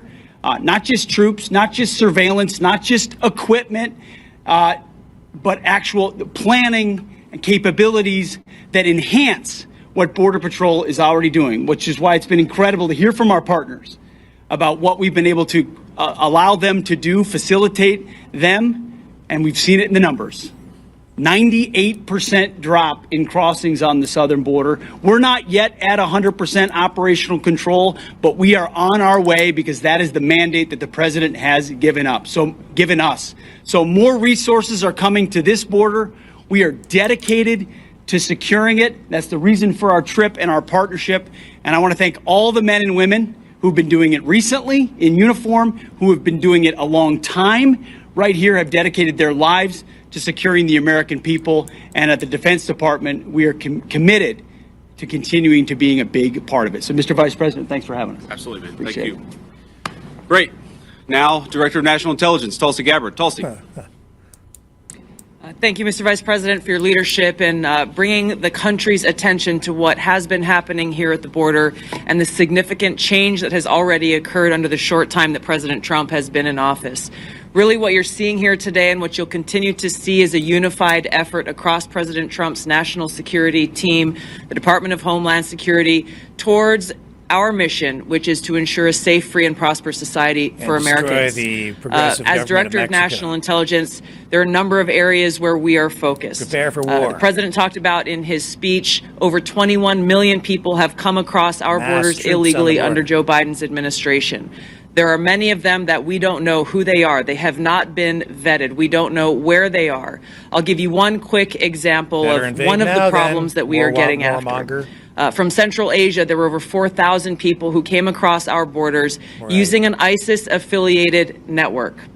Our National Counterterrorism Center went through and identified those individuals. There were hundreds of them who were either known terrorists or associated with known terrorists. That information was provided to the Biden administration. You may remember in some of the news, a little over 100 of those people were arrested in 2024.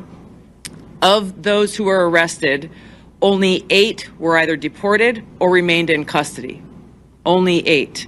The rest of them were released back into our country. Where are they? What are they doing? What may they be plotting? This is just the beginning. There are many, many areas that we need to stay very focused on, working with the Department of Homeland Security, working with the FBI to ensure that we're keeping the American people safe. Our Counterterrorism Center is working on making sure that we have that single source for vetting so that we can figure out who is actually in our country and identify those who pose a threat and get them removed. The president's designation of the cartels as foreign terrorist organizations falls directly into this, especially as we're seeing some of the tactics that these cartels are using reflect some of the tactics that we've seen used by Islamist terrorists in countries that many of us have served in overseas. Our mission is very clear. Our objective is to keep the American people safe. I'm grateful to be a part of this team that President Trump has assembled to accomplish that mission. Thank you. Great.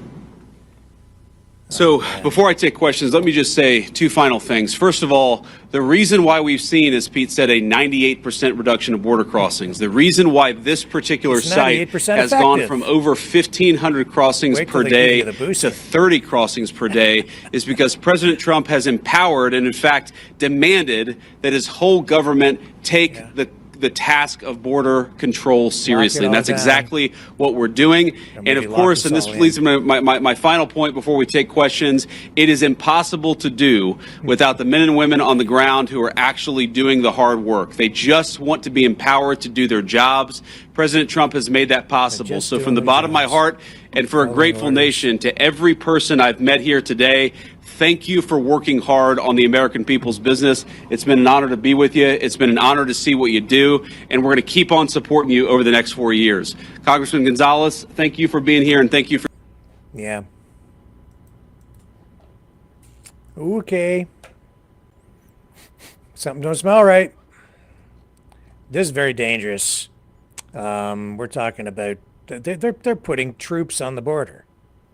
Military action against a neighboring country, not border patrols, border security, not police, not partnering with the police over there and the police over here, not dealing with it like a crime. No, this is military actions. This is massing troops on the border. No, this isn't normal at all. And Trump lies. These people are lying about so many things. Lie, lie, lie, lie, lie, lie, lie. Yeah, right. It's now 98% effective. If you believe that, with a massive border like that, yeah, I got swampland to sell you down in Florida next to Mar-a-Lago.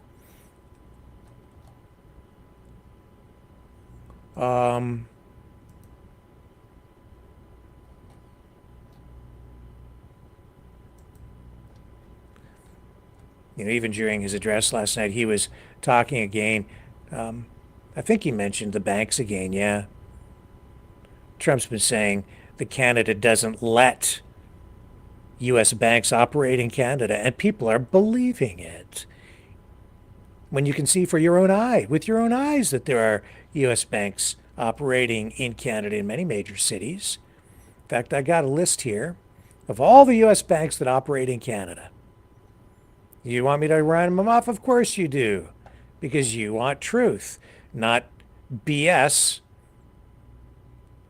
not lies coming from a guy who is proving now to be a habitual liar. And if he's lying to you about this, what else is he lying to you about? These are the banks that operate, the American banks in Canada. Amex Bank of Canada, which is a subsidiary of American Express, Bank of America, National Association, Citibank, JP Morgan, Bank Canada, Wells Fargo Bank, Capital One Bank, Comerica Bank is in Canada, the Bank of New York Mellon, Northern Trust Company, PNC Bank Canada branch, U.S. Bank National Association, and State Street Bank and Trust Company. And I don't think that's even the full list. I think there's a couple more. There's Fifth Third Bank is in Canada, and Silicon Valley Bank is in Canada, and MUFG, Union Bank, is in Canada as well. All those banks are operating in Canada today. And they do, I think, well over $100 billion in business every year. I'm not exactly sure, what that number's bang on, but those banks are all operating here right now. Well, Trump says that Canada won't allow U.S. banks to operate here. He's a liar. I'm going to say it again. Donald Trump is lying. He's lying about the scope of the fentanyl issue, and he has operatives up here in Canada as part of the propaganda machine helping him spread that lie with half-truths, exaggerations, to create the justification based on a national security threat that is entirely manufactured,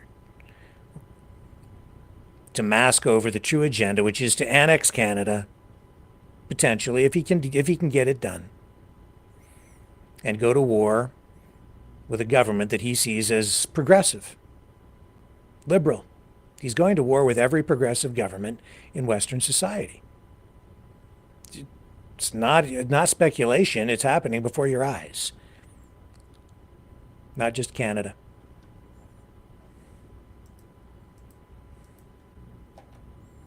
This whole border thing, it's so dangerous. Trump wanted to go into Mexico and start dropping bombs when he was president the first time around. And then some adults came into the room and told him, you can't do that. It's a violation of international law. It's a violation of another country's sovereignty. It has to be a police action, to which he backed off. But not this time. Don't be surprised. I mean, it could escalate to the point where he goes down there and starts dropping bombs. Just sickening. I don't want the drugs flowing either, but there are proper ways to do things. And what he's doing will not solve the drug problem because he's not really focused on the drug problem. And it won't matter how much is done by governments in Mexico or Canada. This is not what it's about, and there is no satisfying him on this issue. So, gonna have to come up with something else. That's why everyone is so perplexed. But yeah, stand up for yourself because we're not alone, and he's gonna find out. He's finding out already. If he found out, it's not, he got spanked by the auto company executives. That's what's happened. And there are a lot of other people who are going to go to Washington and spank the guy. These auto companies are big. And they're telling him straight up, you can't do this. If you do, you're going to do incredible damage to the American economy. And maybe they'll respond in some way to him. But he's lying. Last night in his address to Congress, he sat there and said that they're building auto plants all over America now. That's a lie. I think there's one in Indiana. And if, as was articulated today, Trump is only providing a pause to the big three, General Motors, Ford, and Stellantis, it shows how little he knows about the auto industry. Now, I was not 100% clear on the details of that. That's what's being reported. If that's accurate, it may or may not be, but that's what's being reported. It shows that Trump and his administration don't understand the auto industry at all, because the auto industry is global. No longer are the big three, Ford, GM, and Stellantis, which used to be Chrysler. Stellantis owns Chrysler along with a lot of other brands. In fact, I believe they're located in Italy now. Their head offices, they have offices in Dearborn, I believe, as well in the States, but it's an Italian-based corporation. But in reality, none of these corporations are American or Italian or German. There's, they maybe have roots there, but they're all global in scope. Volkswagen, GM, BMW, Audi, Fiat, part of Stellantis. Jeep, part of Stellantis. Ram, part of Stellantis. Alfa Romeo, part of Stellantis. Maserati. These are global corporations. So he gives favorable treatment to Ford, GM, and Stellantis, which has Chrysler, because in his head, he's still stuck in like the 1960s when the big three dominated. And so he's giving preferential treatment to them. But what about Honda? What about Toyota? Those companies have invested heavily in the auto industry in Canada and the United States and in Mexico. And why have they done that over, say, the past 9 years? Because of the USMCA, the trade deal that he negotiated and signed with Canada and Mexico the last time he was president. It's his deal.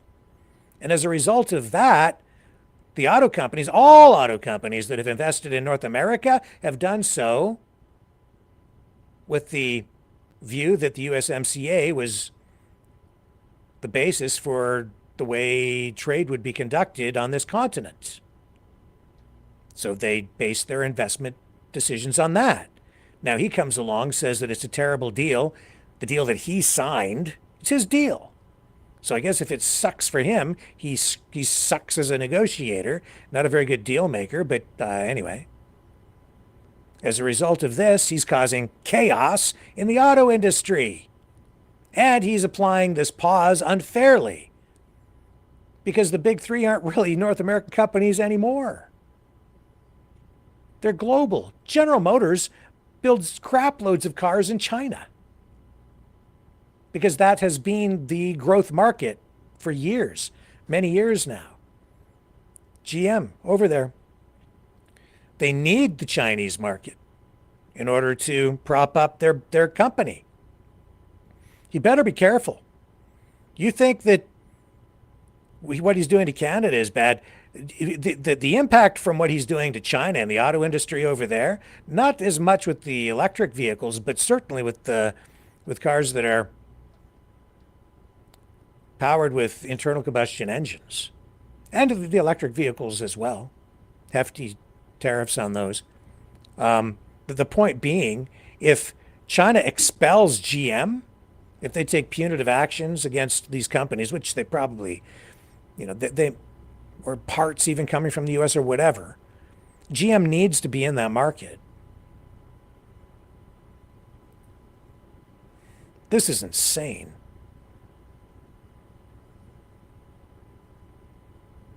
These companies like Stellantis, Chrysler is barely even a brand anymore because Stellantis hasn't been investing in it. They're down to, I think, one model of car. And then you've got the Ram pickups. You've got Jeep, which used to be part of the Chrysler brand. So you have those models. But Chrysler as a brand barely exists. They've been looking at maybe even selling it off. They haven't been investing in redesign and retooling and improving or coming up with new models for Chrysler. They haven't invested in it in years.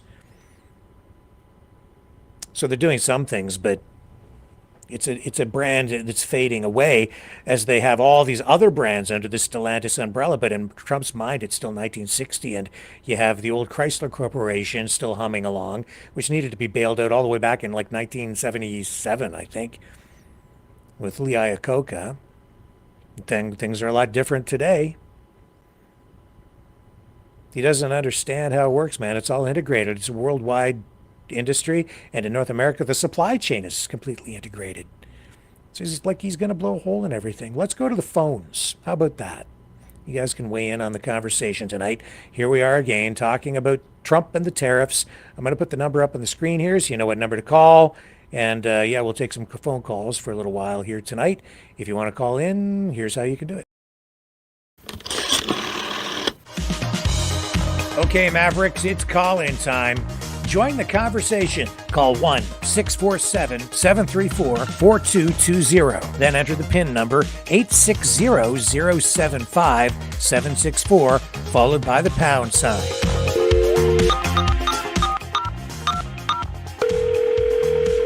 Exercise your right to free speech. Call 1-647-734-4220. Then enter the PIN number 860-075-764, followed by the pound sign.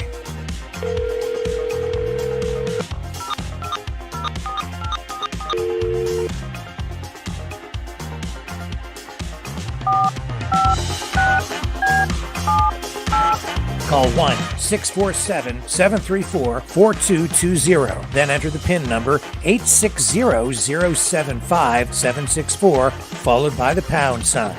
Maverick News. Call now. The world is watching and listening to you.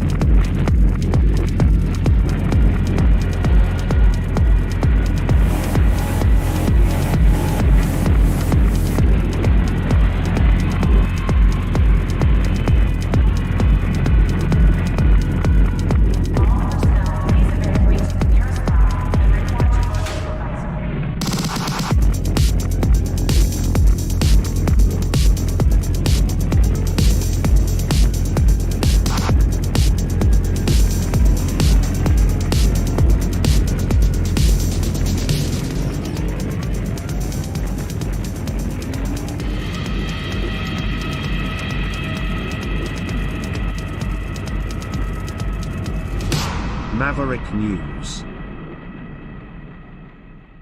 The world is watching.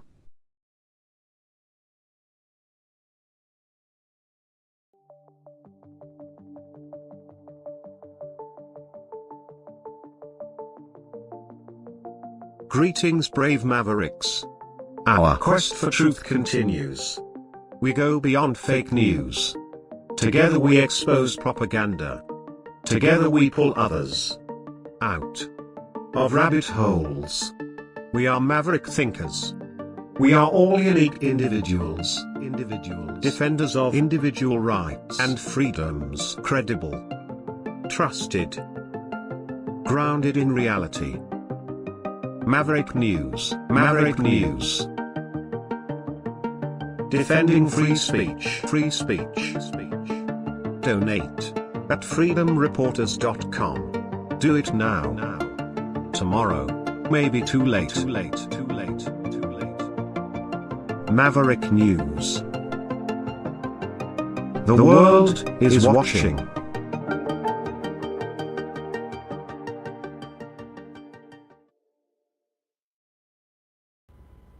Okay, ladies and gentlemen, we have RV Hey, good old and dragon. Dragon on the line with us already tonight. Hello, folks. How are you? Well, I'm good, Greg. RV, you called in first, so you go ahead and take the lead tonight. No, I'm going to let Dragon take the lead. All right, go ahead, Dragon. Well, I would like to discuss about something which is kind of awkward, if you will, but I've seen a lot of comment on both chat in YouTube and Rumble, which is kind of disturbing. It's now that we are both having a Trump derangement syndrome going on.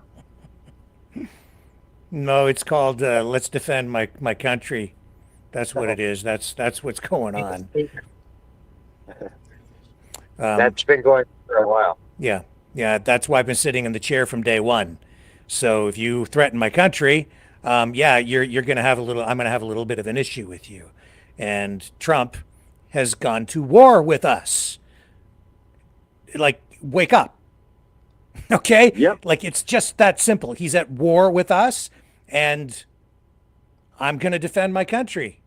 So here I am, still sitting in the chair, still defending my country, just like I was defending my country during the pandemic, during the lockdowns, during the mandates, during everything else that we've had to endure.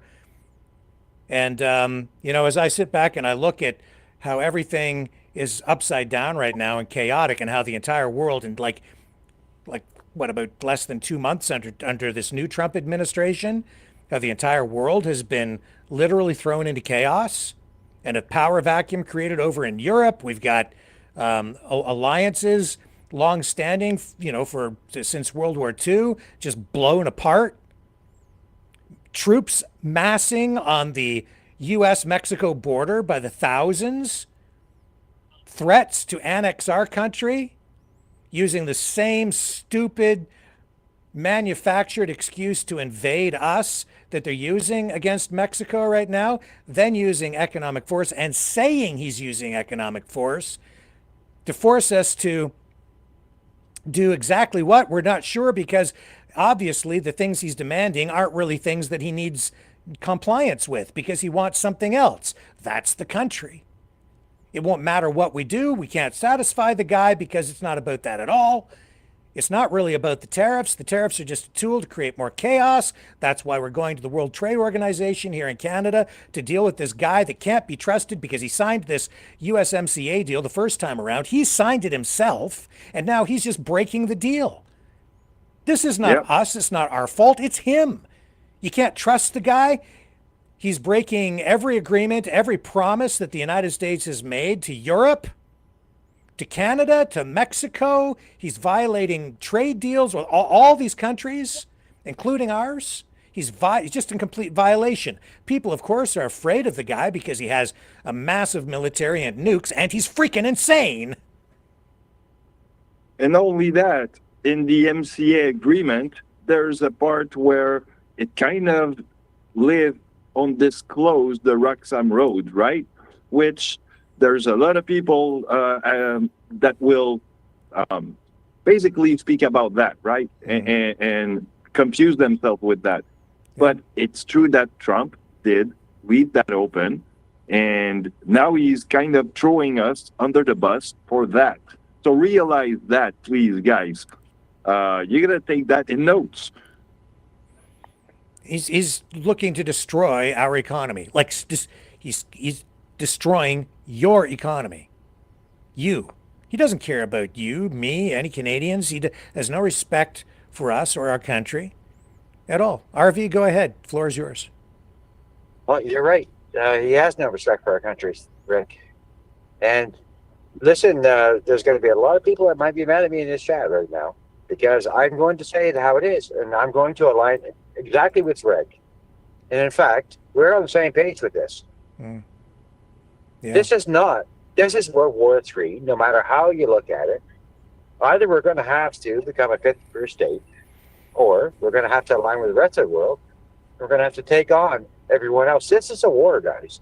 Yeah. This is going to not just be the war that we've already been in the war. This is World War IV, because World War III we've already been in. Yeah, because you could look at it that way, yeah. We're in World War IV now because it's going to become kinetic. Yeah. It's going to become kinetic, guys. If you dig into the new ideology that is really propelling this, you'll find that it's also a war against Britain from the U.S. perspective. Trump doesn't like the king. He doesn't. I mean, this goes back to like 1776, and the Americans looking for their independence. This is dangerous stuff. It's like they still hold a grudge. He hates England, and yet sits there and says, "I'll always be aligned with England. I'll always go there." But this is why he's been offered this second ceremonial visit to Buckingham Palace to meet the king, which is unprecedented. I think he might be the only one or the second president to get a second visit to the king like this. That's because they're trying to extend an olive branch to the guy so that they tone all of this stuff down, but it won't help. He's going after Britain. Right. And Canada is a Commonwealth country. Canada is still connected to the monarchy, and that's why Trudeau went to see the king, and that's really where our alliance will come into play in a major way here. This is going to end up forcing a replay of the War of 1812, where Canadians will be given this choice of sorts. Do we stay aligned with Britain and remain loyal to the crown, or at least connected, even though we are a sovereign nation at this point because we have evolved to this point, or do we become part of the U.S. as the 51st state? This is what's going to be presented to us. Make no mistake, there are movements underfoot to force some sort of a referendum, probably connected to the next federal election. If not nationally, then certainly in key provinces like Alberta, Saskatchewan, where there's a strong separatist movement. Trump and the MAGA movement politically, they're tapping into not just the separatist mood and attitude out there, but to the actual organizations. They're in alignment with these groups and have been for a long time, and they've been working at this for years, trying to erode Canada's sovereignty, erode our confidence and trust and belief in our country and our systems, so that over time, when we get to this point, people are just like, it's not even worth saving. It's not a real country. It's just a myth. It doesn't even exist, which is what Trump wants you to believe, so that he just takes the country without you resisting at all. He's disarming us. They've gone beyond that. Kinetically, they're also disarming the United States.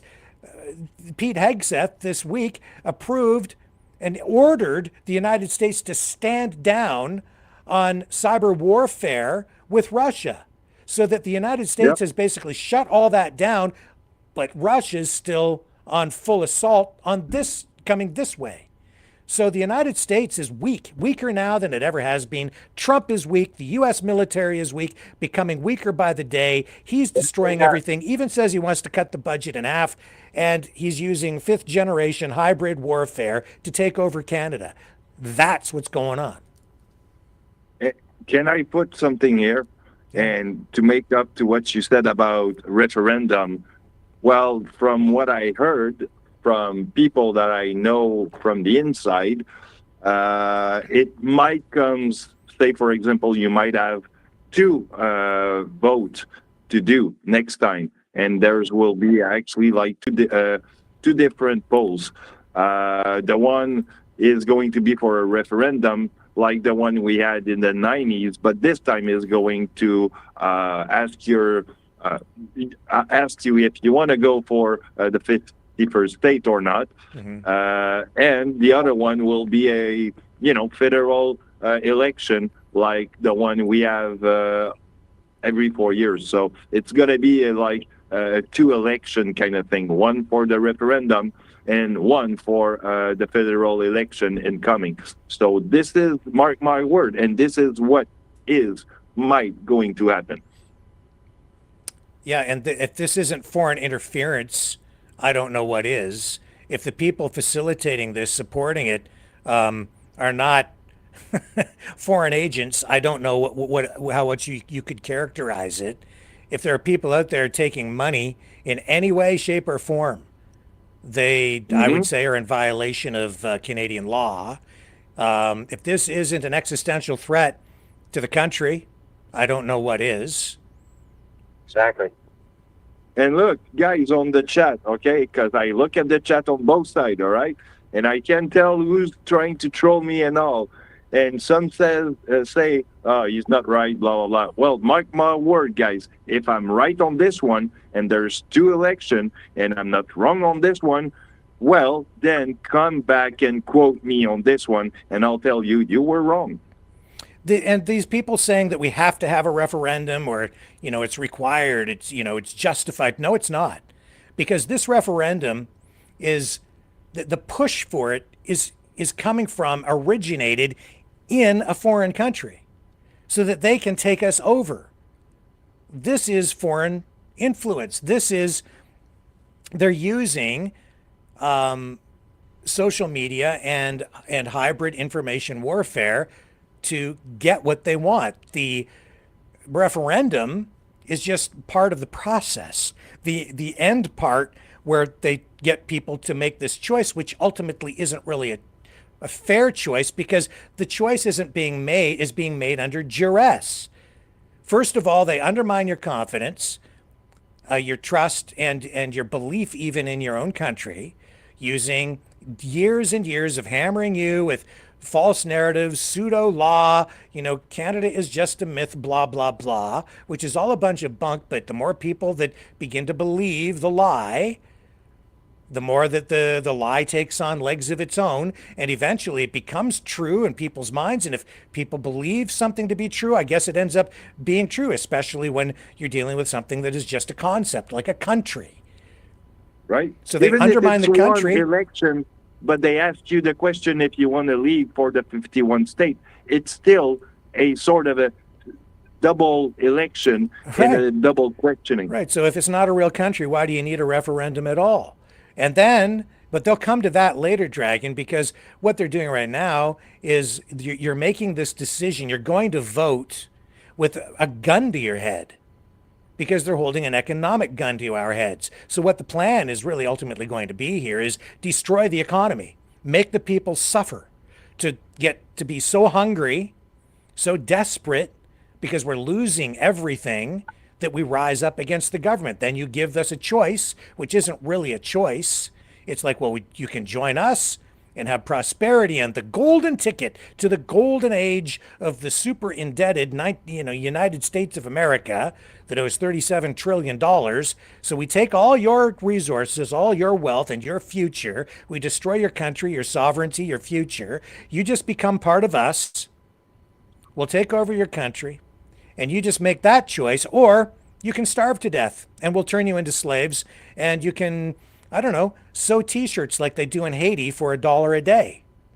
And you can work like that. So that's not a choice. That's not a fair referendum, but that's what it will come down to. And if we don't vote the way that they want, then they'll just use these other national security justifications. Oh, there's a big drug den. The government's corrupt. They're in bed with all of the drug dealing Chinese, Mexican drug cartel terrorist groups. We got to take them out. We got to go up there and liberate the country. That's what we'll do. And they'll take us over anyway. That's what's coming, man. That's the way they're going to play it. That's what they want. That's why Danielle Smith tonight was referring to that. She's like, we have to make sure we get down there and start spreading this information, the truth that this is not us doing it to the American people, and we need to let everybody know that this is Donald Trump causing all of this chaos, all of this inflicting all this pain. That's what she's absolutely right. We have to be opening the lines of communication with other leaders in the States because Trump is weak. He doesn't even have the support of, I would say, the majority of the people on this issue. I'd say probably 60-70% of the people down in the US are against this. And if presented with the real information about this, certainly they're not going to support it. So we have to get them on board because the pressure from the American public is part of what can save us. And so too is our connection to the monarchy. That's why they want us to decouple from the monarchy. And that's why you hear people keep saying, I was a little confused for quite a while about this. Like, why do they want a republic? They keep saying they want a republic. We want a republic. Yeah, they want to join the United States, the republic. Or they want to form a republic like the United States so that it meshes with the United States. It's decoupled from the monarchy. It's a republic.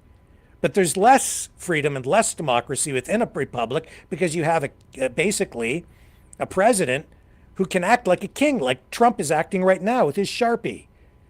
Trudeau can't do what Trump is doing, just signing executive orders willy-nilly.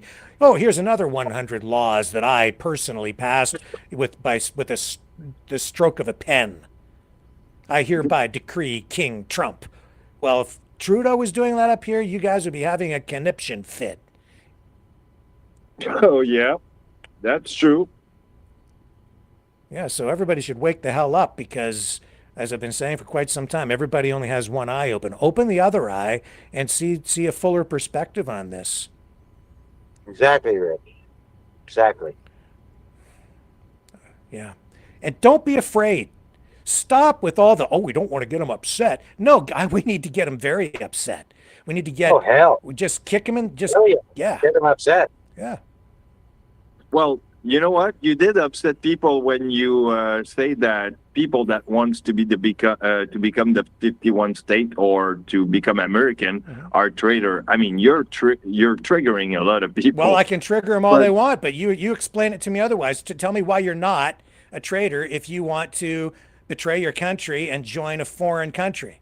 Where is the respect that you have for people who died, like paid the ultimate sacrifice to defend democracy, freedom, and help Canada become a nation and preserve this country as a nation?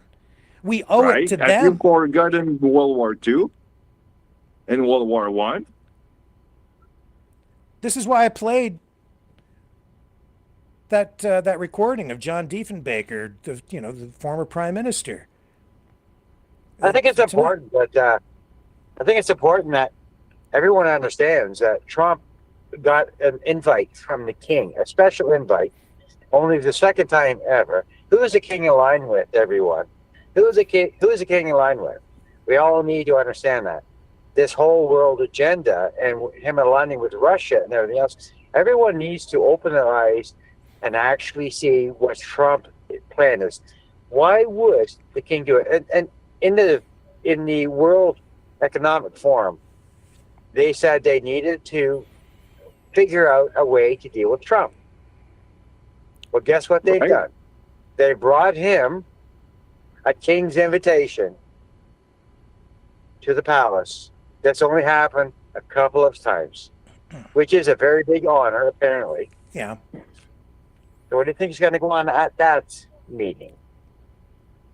Well, it's, I'll say this, RV. I think when it really, what we need to understand here is people have been sold sort of a cliche and a narrative that is designed to scare us, just like the pandemic was sold to us, and some real falsehoods and a lot of things, a lot of lies about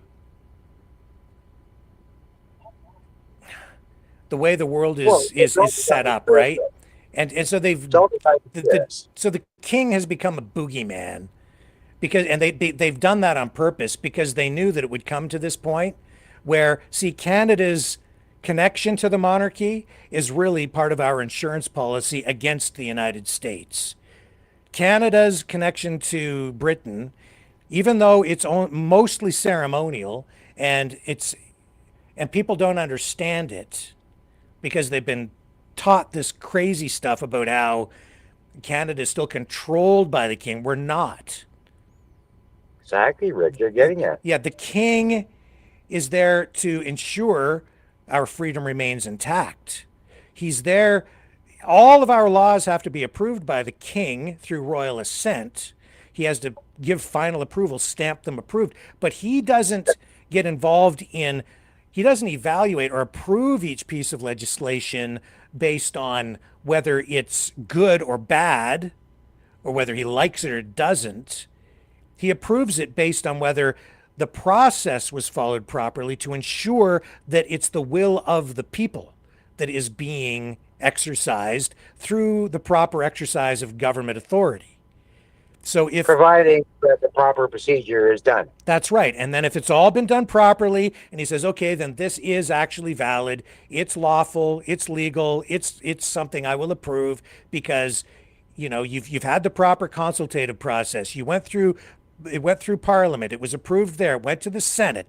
For sober second thought, it was kicked back, and then it was approved by Parliament again, then by the Senate finally, first, second, third reading. Now it's okay. It went through all that. Finally, okay, I'll approve it. And then he stamps it approved. But that's our system. Has all those checks and balances right up to the king, who then takes a look at it and says, okay, you followed proper procedure.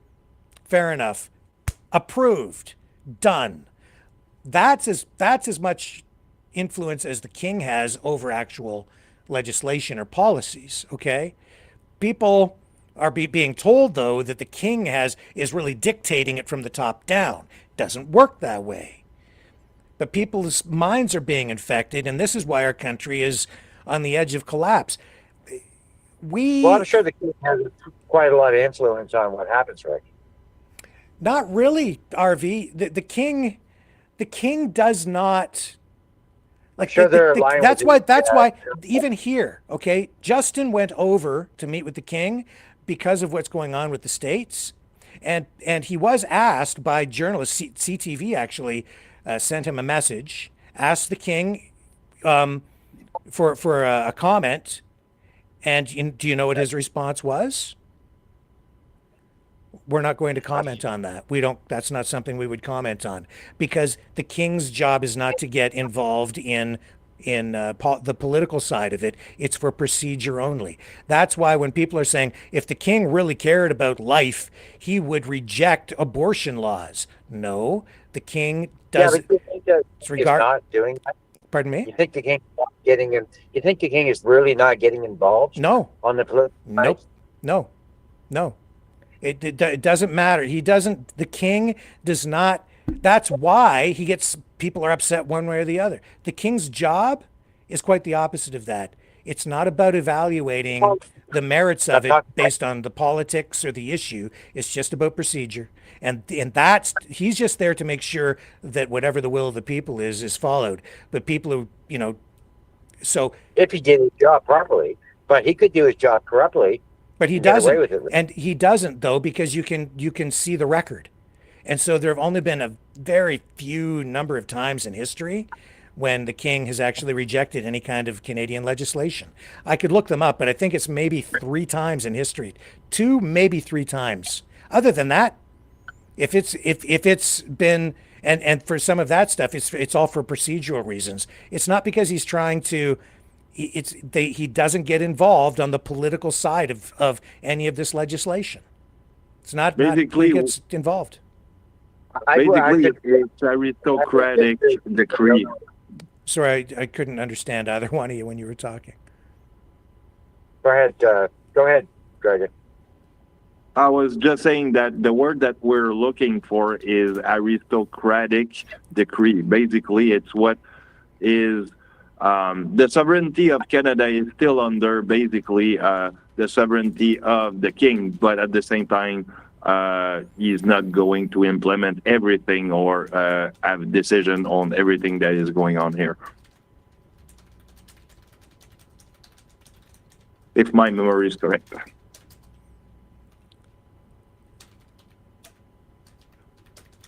I'm not sure what you mean by that, Jagan. Can you explain just for clarity so I understand?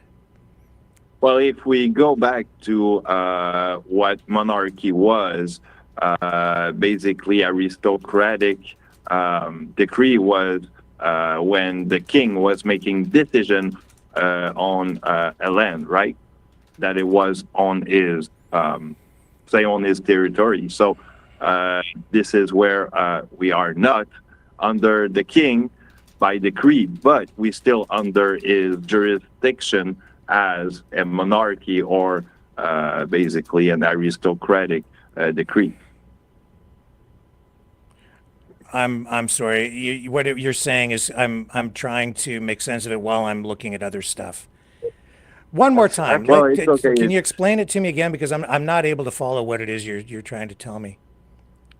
Well, if you look at aristocracy back in the days, way before Canada, okay, the way that the aristocracy was building up their power was basically by decree, right? And those decree was what did involve to make other territory like Canada and New England, New France, and so on. And those decree was what basically was standing between us and the England, for example, to be completely sovereign. And those have been kind of cut off to a certain extent, but we still under those. No, not quite. No, Not really. What you're saying is there's like the doctrine of discovery, which was an order that justified under law, like, you know, in the 1600s or whatever year, that the explorers then had the legal justification from the king to come here to North America, the New World or whatever, and claim the lands, right? And so you're saying by royal decree they're passing laws, and yeah, there was a time when that's true, but the British monarchy as it's set up today doesn't work that way. Even British Parliament, the British government, is not really controlled by the king. The job of the king is to actually protect the democratic process. That's what the king's role is. The king doesn't sit in parliament and debate the issues, and the king largely, when he gets involved in any kind of public speaking or public events, it's more philanthropic and charity based, and to help people. That's why you'd see, Princess Diana went around the world doing charity work and doing good things for people. That's, it's a ceremonial thing at this point. And yeah, the king is there and does have some power, but that power, again, is to make sure the process is followed properly so that the government remains a democracy, and that laws are passed in a democratic fashion with proper votes in parliament, so that the will of the people expressed through their elected representatives in parliament is expressed. And if it isn't, then he might step in. And on an occasion when it might not be properly expressed is exactly possibly what we're facing with this referendum, where you're being presented with a referendum that is being thrust upon us by a foreign government using campaigns, well-funded, well-orchestrated, using new technologies to distribute said marketing or propaganda to people, using algorithms through social media platforms like X or Twitter to convince people to vote one way or another, and to go to the polls to vote on a referendum at a time when they're being told if you don't vote a particular way, you're going to lose your job, you're going to lose your house, you're going to lose all your money, all your bank accounts, you're going to lose everything you ever worked for, you're going to be left in poverty, you'll have nothing, you'll own nothing, and you're not going to be happy at all unless you join the United States and you've got an economic gun to your head. That is coercion. That is being forced to make a decision under duress. It's like signing a contract when someone has a gun to your head. And that's not democracy. That's when the king might step in and say, hey, wait a minute.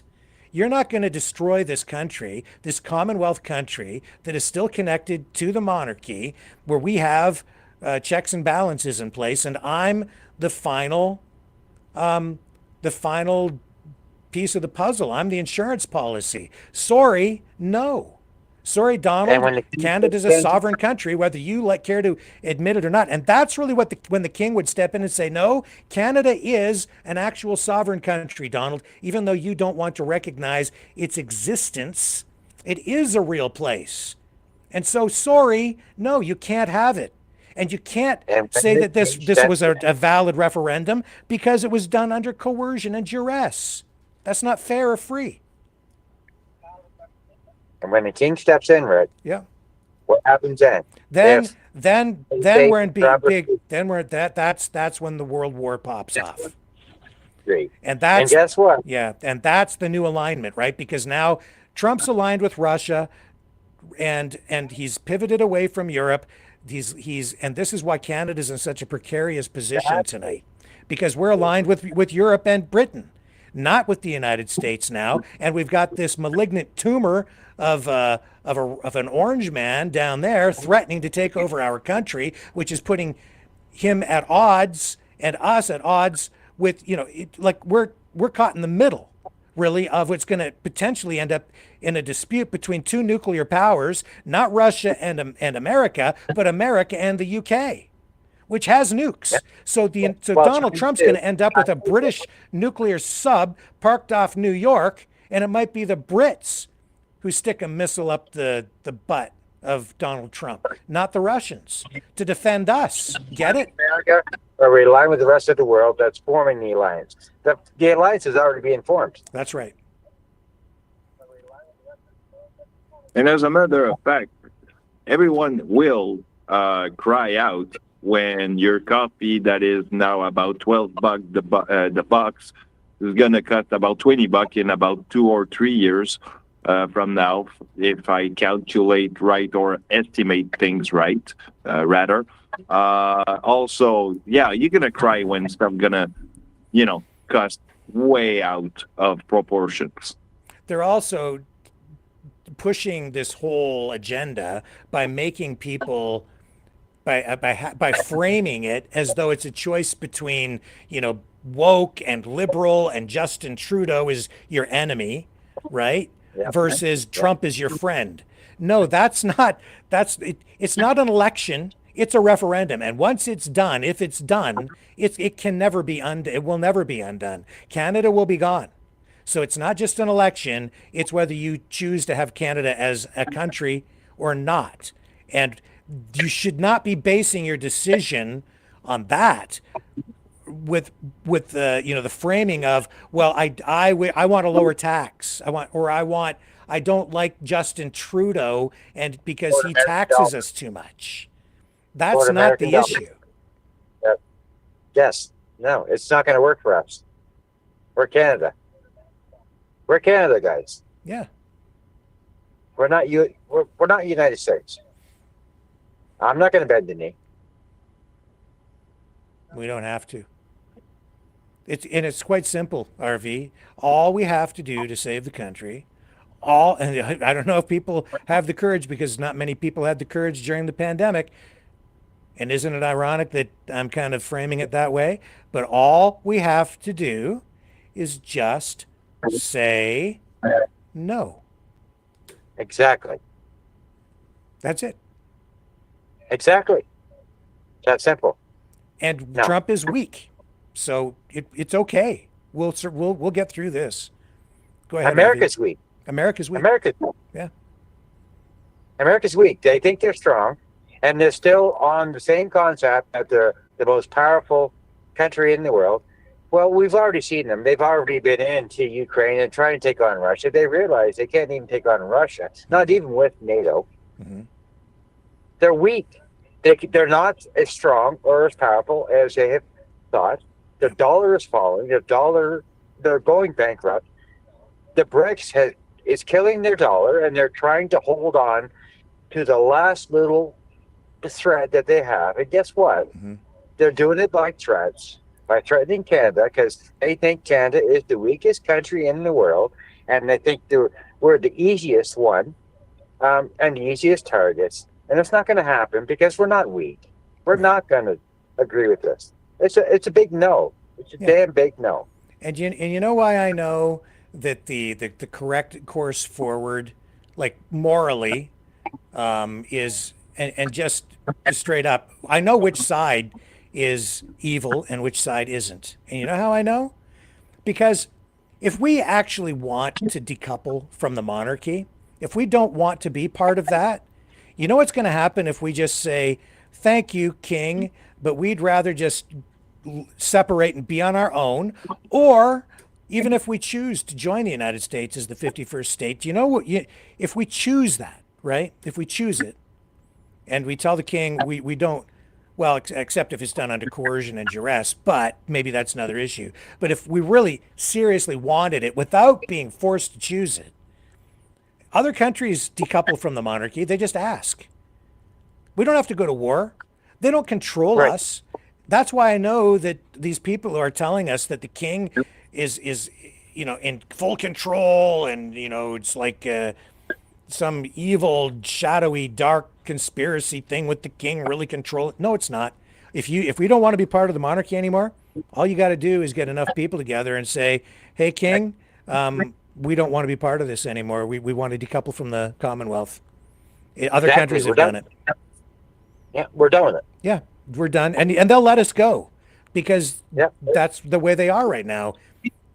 Barbados did it. They just, sure, okay. It's like, okay, go ahead. And then they have a ceremony. Trump is a bully, and there's no doubt about it. Trump is nothing but a bully. He's trying to bully his way around. He's trying to act like this big tough guy. Well, guess what? He's not as tough. United States, you're not as tough as you think you are. You're really not. And you're about to find out, because the whole world is aligning against. Everyone's forming alliance as we speak right now. They're on the phones right now, forming an alliance against the United States. Everyone is tired of being bullied by the United States. We're not going to take it anymore, guys. We're not going to take it. And as much as people are worried about the World Economic Forum and the left-wing policies and all that, hey, man, here in Canada, we have a democracy. And so over time, if the people want that to change, it will change. Political moods change. The political climate, the political Overton window shifts.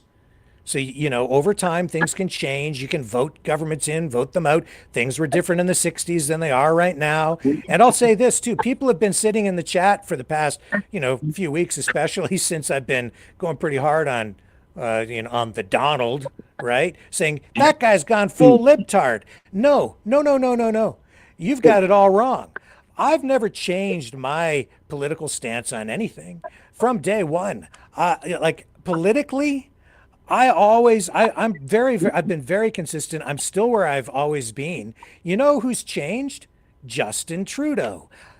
I didn't go to Justin Trudeau. Justin Trudeau has come to us. That's why he's now taking on this nationalist tone, pro-Canada, where he's been sort of, the poster child for globalism, if you want to call it that. But now, because of this threat, he's like, holy crap, like so many other Canadians, he's come around and he's like, well, we can't lose the country. So on this issue, he's come back and he's defending the country on nationalism. And you're already seeing, even within the Liberal Party, they're reading the mood of the public and they're responding. Their economic policies, everything, it has shifted back a little bit, not a lot, but a little bit more into the center zone, because they see that that's where the public is, because there's been a big shift further right. They're responding, as politicians do. So politics can change, and it will. But you don't want to give up the whole country, throw the baby out with the bathwater, because you don't like Justin Trudeau. So he's going to be gone in a few days. Yeah, but Mark Carney, well, he's just the next liberal that his political opponents have already doused him in gasoline. He's primed and ready to set on fire as soon as he becomes the prime minister. So it doesn't matter who's there. The opponents of liberalism, they're going to get you to hate the next guy. Don't throw the country away for that. Exactly, Rick. Exactly. Yeah. And if you want change, get out there, get active, get involved, form your own political party if you don't like the ones that you have. Get involved or get involved with the parties at the grassroots level. Go to the meetings where they form party policy, influence at that level, and make change politically in your country. Or at a minimum, get out and vote. Call into this show, express your views, tell people what you think. That's how you make change. Right. The people have more say than you think. And it's about time that people just say, no, we're not doing this anymore. Yeah. And look, time to stand up. You don't have to go out, and do anything violent or anything, of course. Don't need to. You don't need to. And if you think that joining the United States is going to get you out of, the woke progressive trap, no, it won't. It's still alive and well down in the United States, just as it is up here. If you don't like it, you're just going to get the American version of it. The Democrats are going to come back, and they'll be in power at some point again, and you're just going to get that. So that won't change at all. You're still going to get your drag queen story time, okay? It's just going to happen. So don't want to give up your country for that, because Canada is different. We do have something special up here, and if you don't want to go to war, this is probably the country that you really want to be part of, because we don't always follow the United States into war. Most often we do. We support them. Oh yeah, but not always. Vietnam didn't do it. I think it was only once we didn't. I think, correct? Was it only once? I think we did. There've been a few. We didn't go to war in Vietnam, so there you had draft dodgers coming up here to Canada. You had so people were trying to escape and didn't want to get drafted. This is where they came. There was Iraq. People think that Canada was just like no, we didn't go. We took on sort of an outside support role, but we didn't go into Iraq. The government here didn't support it. We did send troops. They said no at first. They're not getting involved, but they did. They did send troops. Yes, we had, but we never got involved in the war. Like you can look it up. I remember the debates, and we had there were some planes that flew support roles, but we didn't get involved in the combat. I know we sent troops. The Chrétien government didn't approve troops to go on the ground and go into combat. Can I make a small point real quick? Yeah. An historical fact there. Everyone remember René Lévesque? Mm-hmm. Well, he was a journalist in the Vietnam War time, and he was actually doing a report on those that was being drafted for this war, and some of them, to flee the war, did shoot themselves in the foot, or was mutilating themselves just not to be a part of the war. Yeah. That's past tense. That's not it's not really what we're dealing with today. We need to look at our future here, Dragon. We need to understand what's going on now and what's happening to us. Yeah. So that everyone can deal with it. Yeah. Past tense. It's true, and I always say, to know where you're going, you need to go back to where you're from, and study your history and go back to where shit started, and it's gonna make sense at some point. It's gonna make sense. You can't go back to something that happened years ago. No, maybe there's a lot of analogy. There's a lot of playbook. Look at Sun Tzu. I mean, this guy still have a lot of influence in the way you in the way you conduct war, or that you take over or lead a country. So we have to think of things differently, in a whole new light. Just like Rick is thinking tonight. He's thinking in a whole new light. He knows what he's talking about. He knows what he's doing. I know a lot of people are going to disagree with me. Might even be mad at me because I'm aligning with Rick. Well, guess what? The man's right. He knows what he's talking about, and he's doing his research, and you should listen to him. Thank you. Appreciate the support. If anybody Well, wants to I call do in, the my number research is too, and Rick is a good mentor. 1-647-734-4220. Hit the PIN number to enter the meeting at 860-075-764, followed by the pound sign once prompted when you call in. Go ahead, Dragon. Dragon, did you want to say something? Well, yeah. I mean, Rick, you're a good mentor. So, I mean, to hit back what RV said, I mean, you know, Rick gave me a lot of little trick around in the last year or so. Well, it just comes down to what people want. I mean, if people genuinely, you know, majority of people wanted to join the 51st state, that would be a democratic thing, and I could accept that. But I have a hard time accepting the results of a referendum or election that is being influenced heavily by a foreign government that has ulterior motives. Exactly. Make it about us. Let us decide. And as John from Alberta has said several times, calling in, you know, it didn't have to be this way. If Trump had come to us and said, hey, you know what, it might be a great idea if we got together and we just formed a great union, and you could be part of us and we would be part of you, and we just fold Canada into it. Like, here's an offer. If you want it, you take it. If you don't, that's cool too. But that's not what we're getting. Bankruptcy, wouldn't it? All the Canada resources, yeah, all of our money, turn our money over to the American dollar, that would pull them out of bankruptcy right away, and that would sure save their dollar against BRIC now, wouldn't it? Yeah. So, you know, I hate to be the bearer of bad news and bad predictions, but in my view, this is where we're going. And it's not based on just pure speculation. All the empirical evidence points to this path. And there's, you know, there are templates for this stuff in other countries.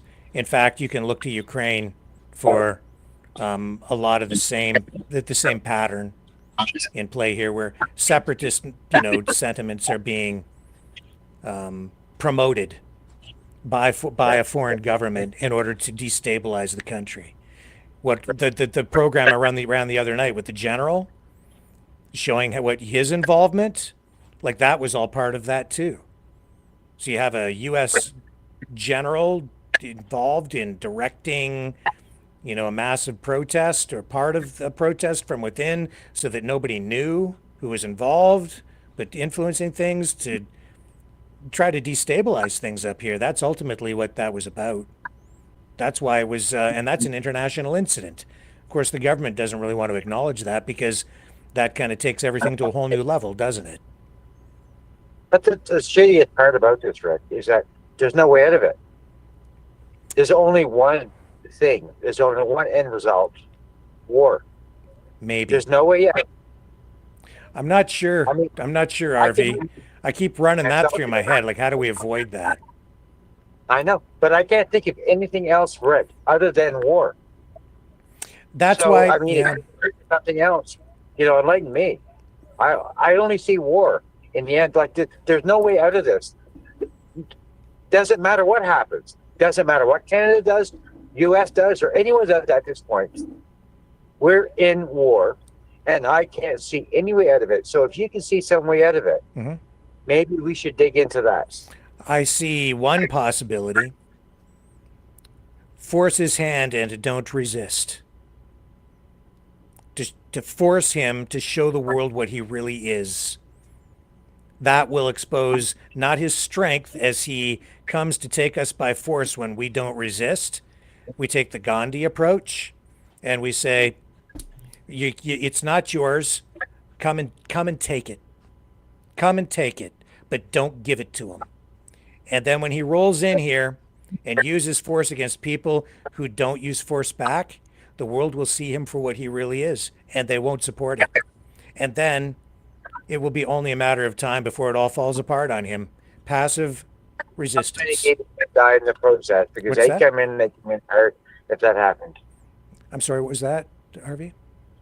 How many people would Like, by the time they got in here, by the time we've got all these people alliance and say, no, you're not going to take over Canada. Yeah. How many people are going to die before that happens? Because None. they're going to commit Hope. I would say hopefully none, because you don't resist. You just say, we don't agree. It's not yours. If you want it, come and take it, but it's not yours. Yeah, but they're not going to align with us until America attacks us. America has to attack first. Right. Well, let them attack, but don't fight back at that point when it becomes kinetic. But up until that point, you resist and you push back. And I think that honestly, what I've seen from our leaders this past week, I think they may have saved the country. Because I think Trump is thinking that we are just going to roll over. And when he gets the pushback, even on the economy, he's going to see that, no, it's not going to be that easy. And it's going to hurt the U.S. And it won't be just us pushing back. It's not us alone. That's what we have to understand. It's Mexico. Mexico is under threat here too. He's ready to go in there and start dropping bombs. Look at what that news conference looked like today. They're down there on the Mexican border with the U.S. military. That's not about stopping a drug trade. That's U.S. military action on the border of another country, a neighboring country. And that's something he was talking about years ago when he was president before. This is a long-term plan that he wants to execute. I'm sorry. So you got Mexico, you've got us, you've got maybe even China on our side, which is super powerful. You've got the UK, all of Europe. Trump's weak. And who's going to come to Trump's defense? You think Russia's going to come over here and defend Trump? No. Well, against the rest of the world? Probably not, because Russia has its own problems. No, so it's actually Trump that's isolated, and it's not America. That's the other thing. He doesn't have the full support of the American people, and if he comes up here and rolls in here with tanks, do you think the American people are really going to support that? Not the majority of them. He'll have some crazy weirdos that do, but no. A lot of support. What's that? There is a lot of support so far. There I've is. seen a lot of it all. And that might be part of what pops off as a civil war down there that just spreads up here. I'm not sure exactly how that might play out, but it's just realize that we're not alone. We've got every other country and half of the United States. So, and there's another point. How many of the UNs or the European Union and whatever that is going to look at the American government doing that to us and going to go like, guys, we got to do something because Canada's being pissed on by the American government. So we got to do something right now. And I'm not sure, but you might get the look at for something like, I don't know, let's say human right kind of, he's going to break the human right stuff. I mean, seriously, guys, it's not going to look good for him. He's definitely breaking a whole lot of international laws, but he doesn't care because, as the president, he thinks he's immune to any kind of prosecution. Who just joined us on the call? Somebody came in. Oh, me. Hi, me. Yep. John from Toronto.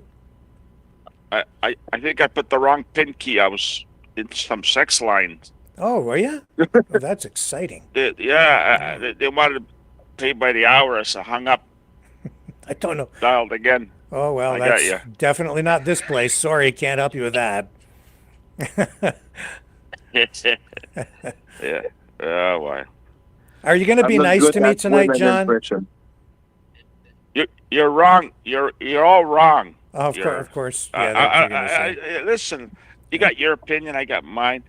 The U.S. economy is 10 times bigger than Canada. Doesn't matter. We're a little pipsqueaks here in Canada. But we're not alone. Well, everything. The States is a big machine, Yeah, except they don't have They don't have very little manufacturing left, and they import almost all of their consumer goods, and it all comes from the three countries that he just picked a fight with. So it's not just us; it's all three of us. What do we have here? What do we have here? What do we have here? Yeah. What do we have besides banks? What do we got? Ontario. What do we got? We got oil out west. We still have some manufacturing, lots of natural resources. They want to join the U.S. out west. Alberta just was watching. Some of them. They're going to Washington to they're going to Washington. They want to join the U.S. Well, isn't that great? But you know that's and the reason you're calling in is because you're part of their little network and you're here to help them promote it. I'm not helping them. I don't want Yes, them you to are. join the You do U.S. it every night. That's why you're here. There's a group of people there that want to go to the U.S. Yeah. They're actually going, Yeah. to Washington. I know. Oh, you know that. I know. There's a whole machine out there that's working toward this and has been for a long time. Yeah. Yep. This is And they've been lying to us too, by the way. They've been deceiving people, misrepresenting themselves. They're Decepticons. They've been pumping your heads full of a lot of things, telling you that they're for freedom and they're for this and they're for that, and infiltrating groups but and hiding their true agenda, which has been this, to destroy the country. That's what their objective has been all along. Somebody's got their audio on, so I'm getting feedback.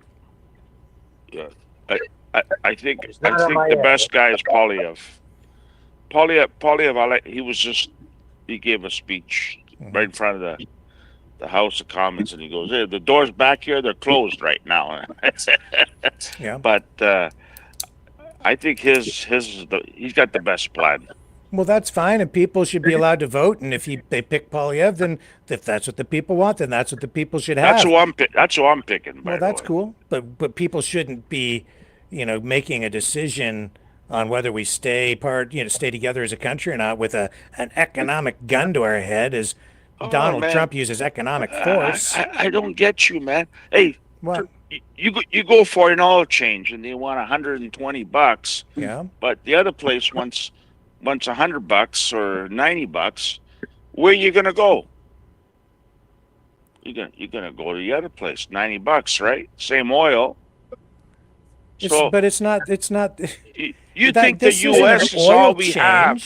We can't live without the U.S. Without the U.S. You're so scared, we can't John. survive. Yes, we can. The We U.S. is all we have.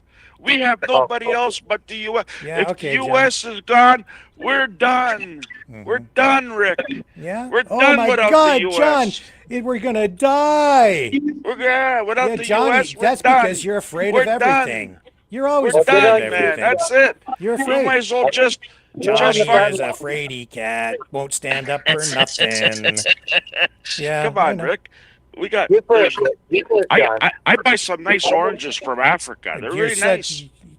Yeah, I know. That's because you don't give a damn about anybody. Actually, they're better than Florida's oranges. Yeah, I know. I'm telling you. You won't buy Canadian. You don't support your neighbors. You don't care. It's just about We the don't bottom grow line oranges for in you. Canada. And things will can change in 10 years, 5 years, 4 years. You think that you're going to be better off? When I travel through the United States, man, that country has all kinds of serious freaking problems down there. A lot of them, a lot worse than what we have up here. I prefer living up here to living down there. They've got serious freaking social problems in the U.S. You think it's gonna be some utopia and you're gonna pay lower taxes? You're gonna have a lot less. You know what the government should do? Give grants on people like big farmers to grow vegetables in greenhouses. You're not allowed we to can do have that if vegetables you all year round, grown in Canada, and we don't need the U.S. or Mexico. We don't need them now. That's what we're saying. Like you're worried about the tariffs affecting us. If we impose them, no, it doesn't matter. We don't need Florida orange juice. Trump is saying we don't need your oil. Yes, you do, but we don't need your Florida orange juice because there are 12 other countries we're who get it from. We're shipping it to China right now. Apparently, I heard. I don't know. We can get orange juice from Brazil, Chile. I think there's about 11 different countries we get orange juice from. So we don't even need it. We could just outright ban it and not even suffer. Same with oranges. There's a lot of vegetables that we import from the United States that we grow right here. We don't need them. Exactly. You and I talked about energy today. We don't need energy. So what are you so worried about tariffs for? Just I am U.S. Yeah. You just get on your knee and pay them, right, John? We don't want nothing. What? And say, yeah, we're going to pay all of your tariffs. We're going to suffer. We're going to let all of our Canadian people suffer. We don't care about our people. What tariffs if you don't buy goods from them? What tariffs are there? Well, it doesn't work. It doesn't work that way. It doesn't work that way. What do you mean it doesn't work that way? The tariffs that Trump imposes are on goods going into the United States. So that means they stop buying our stuff. Well, we don't send nothing there. We send it to Europe and send it to... yeah, that's right. That's all we have to do. But we just need a little time to set those supply chains up. Yes. The danger Send here, it somewhere though, else. but here's the problem with what Trump is doing. Trump's true objective isn't really about that at all. In the end, he'll just say, if we start to trade more with China, then he'll just say what he's saying right now. We have a national security problem because Canada is being infiltrated by the Chinese, and they're our enemy. Did you listen to the Mexican president today? Some of it. She said, if you don't want to deal with us, we'll go somewhere else. That's right. That's exactly what I'm saying. So you're agreeing with me. Yes. Yeah. Yeah. So we don't. Exactly. It'll be okay. Don't need to be afraid. Just say no. Yeah, just say no. Just say no. Exactly. That's what I'm trying to say. Well, then we're in agreement for a change. That's what it's all about, John. We just have to find new customers. Anyways. It's not hard. Yeah. We might get more money for it. We will. Because here's the other truth. Trump and the Americans have been ripping us off because our energy, we've been selling it to them at a fraction of the market price because Alberta sends the oil down into the U.S. through the pipelines, not across Canada. As a result, they have a single customer, and they say, well, we're your only customer, so we're going to buy it at a discount. So they force Alberta to sell it below market value. The same thing with the electricity we generate in Ontario. We sell it into the U.S. during non-peak times because we generate so much of it. We have excess. We have to actually get rid of it. And so we sell it to them for pennies on the dollar. They get cheap electricity from us. They rip us off, if you want to put it in I've been Trump buying terms. a lot of goods from the States, Rick. Cheap. Like and what? I just bought strawberries, like 4 boxes, $1.50 for a box of strawberries. Where are you gonna get that? Nowhere. From Florida. They're from Florida. We have strawberries grown in greenhouses right around here, man. So yeah, but you pay more than $1.50 a box for those. That's the thing. You know what? But do you know why? Because the strawberries that are grown around here sell for more because they're actually a different quality of strawberry, and most of those actually get exported to the United States where people are willing to pay more for the superior product. I know this because I've covered agriculture, like a lot of agriculture over the years around this area, and my wife is also a business banker, and she has a lot of farm accounts, and so we talk about this stuff. Yep, I agree. Mm-hmm. Some of the products are better, yes. Yeah. And they're fresher. Yeah, but we actually ship our stuff out because it's superior quality to get higher prices for it, like to the States, and then we import their inferior product here and buy the cheaper, crappier stuff. Yeah. It's true. Oh, yeah. Yep. No, hey, listen, but what's that word you use all the time? It's free market, whatever, right? Mm-hmm. We're not bowed down to buy American products. No. Or ship American products. We can go anywhere in the world, and China is the biggest, probably the biggest in the world. Most of the stuff comes from China, anyways, right? That's the other thing I'm saying. It's like, who the hell needs the United? What do you buy that's manufactured that actually comes from the United States anymore? You don't even get car parts from the U.S. anymore. Nothing almost now, Rick. Sorry, almost Harvey? nothing now. Nothing. They sub it all out to China. Right, nothing. Yeah, China. Huh? Yeah, and China actually makes fantastic stuff. Not like it used to be. They have a full range of quality levels. If you want to buy cheap stuff, they've got that. If you want to buy high quality stuff, they have that too. And for less. Someone in Ontario, I don't know who it was, said that if they're going to take the cars away from us, we're going to build Chinese cars. That's right.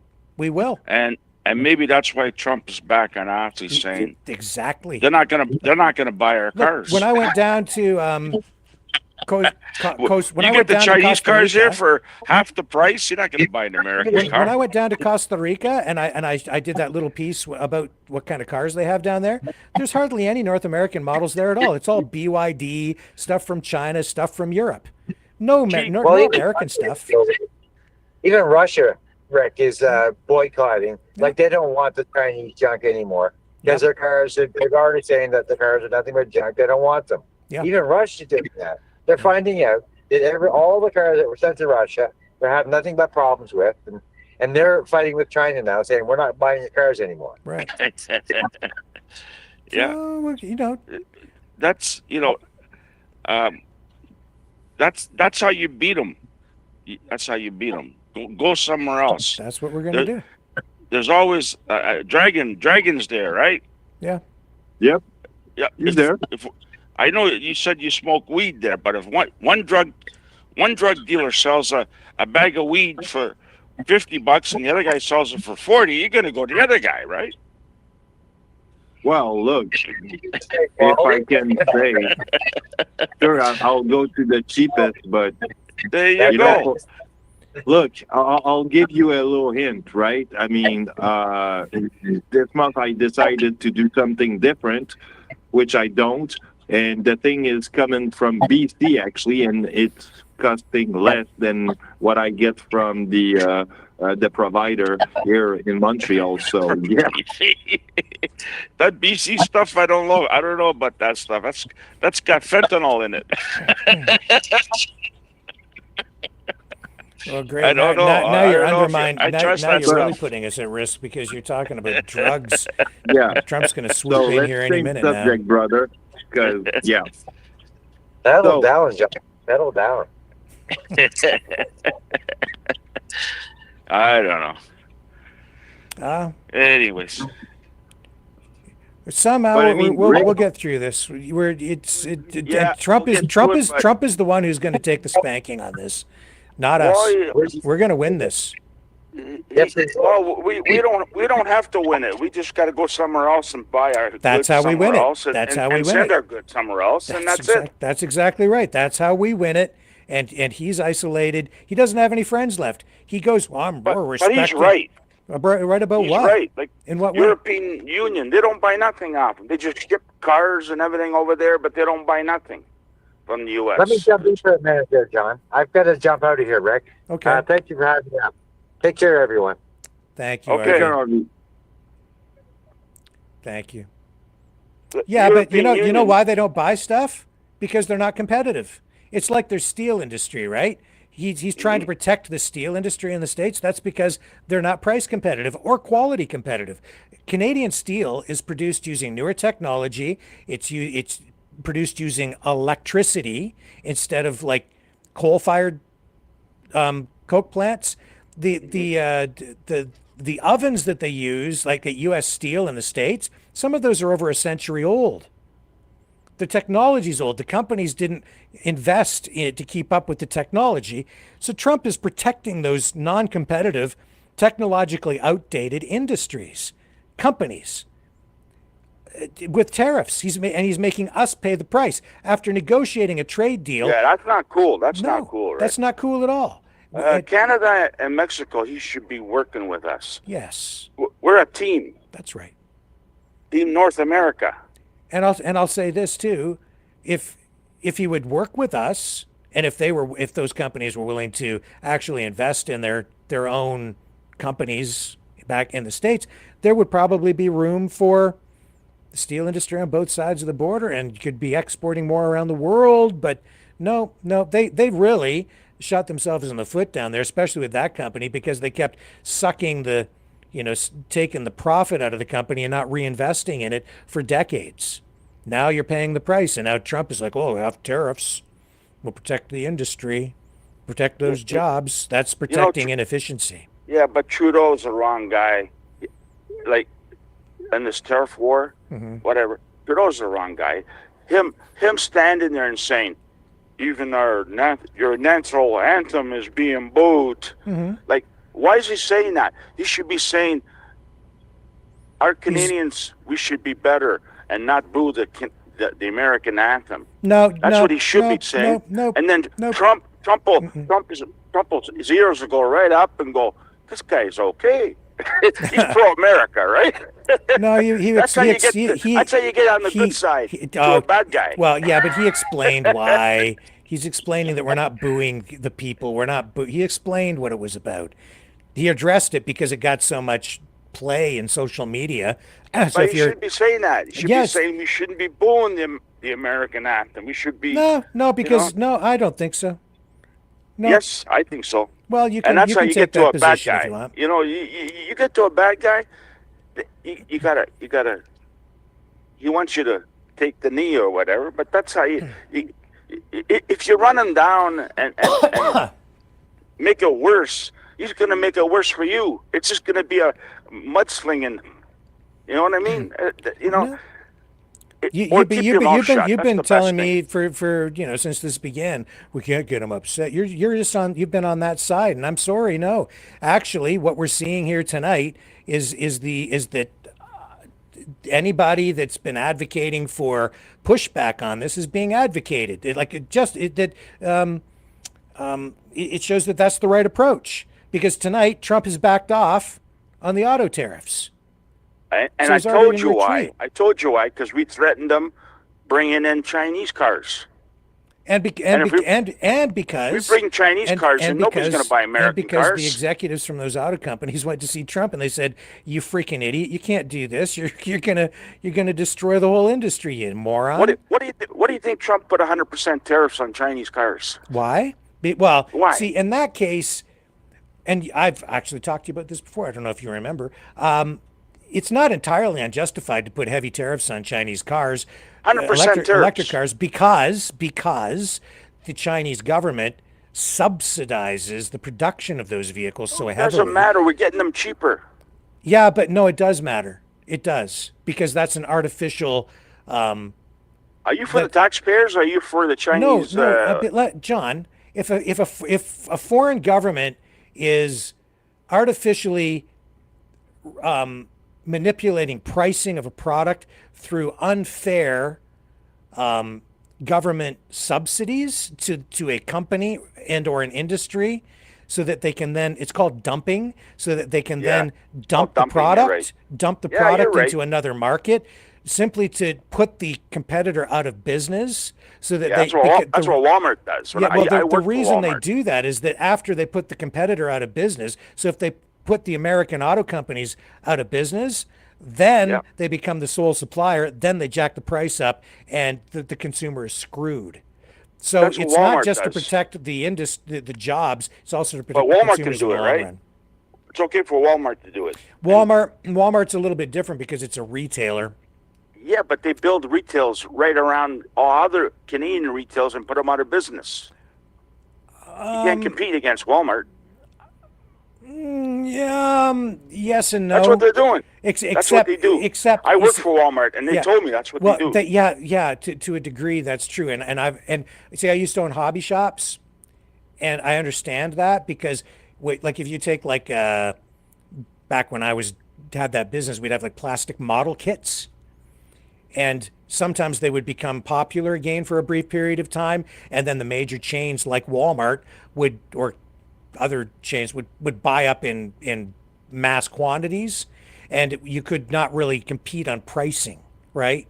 And so it became a real problem for small independent hobby shop owners like myself.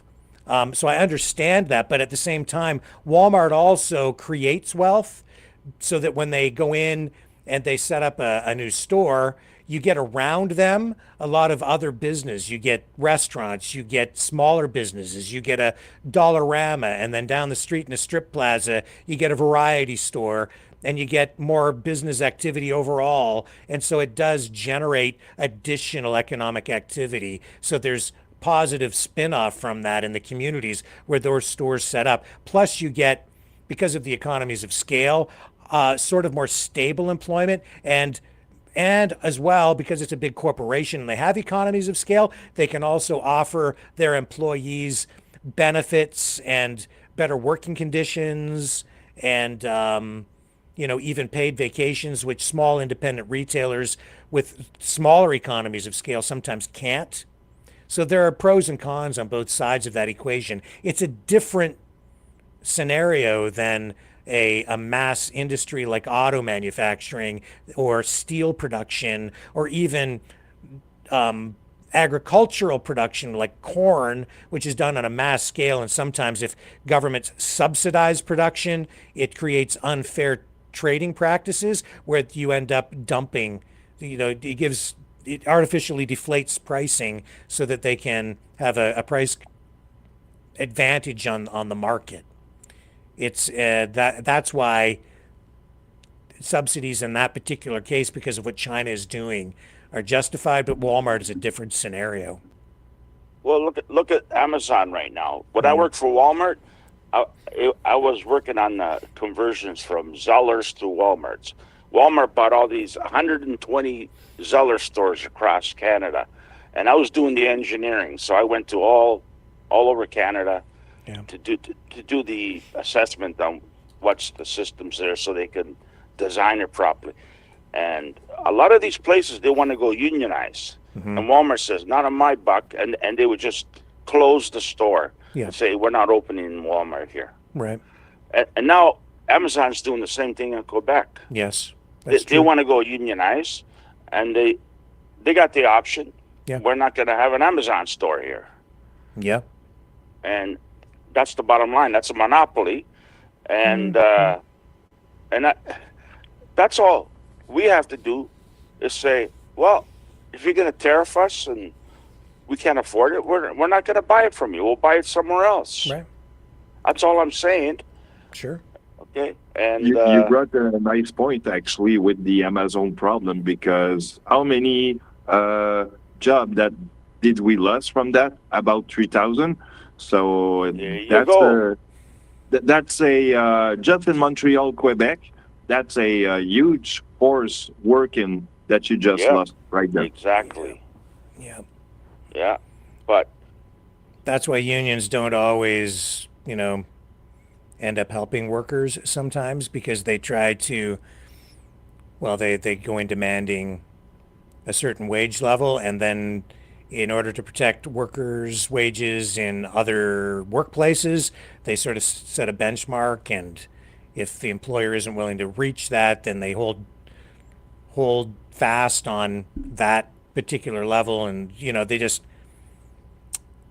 so sometimes places shut down, and that's not necessarily good for the workers. But that's the constant struggle, though, in all industries that have ongoing unionization efforts. It's a problem. I work with a lot of big developers, and they won't go unionized. They don't want unions, right? Mm-hmm.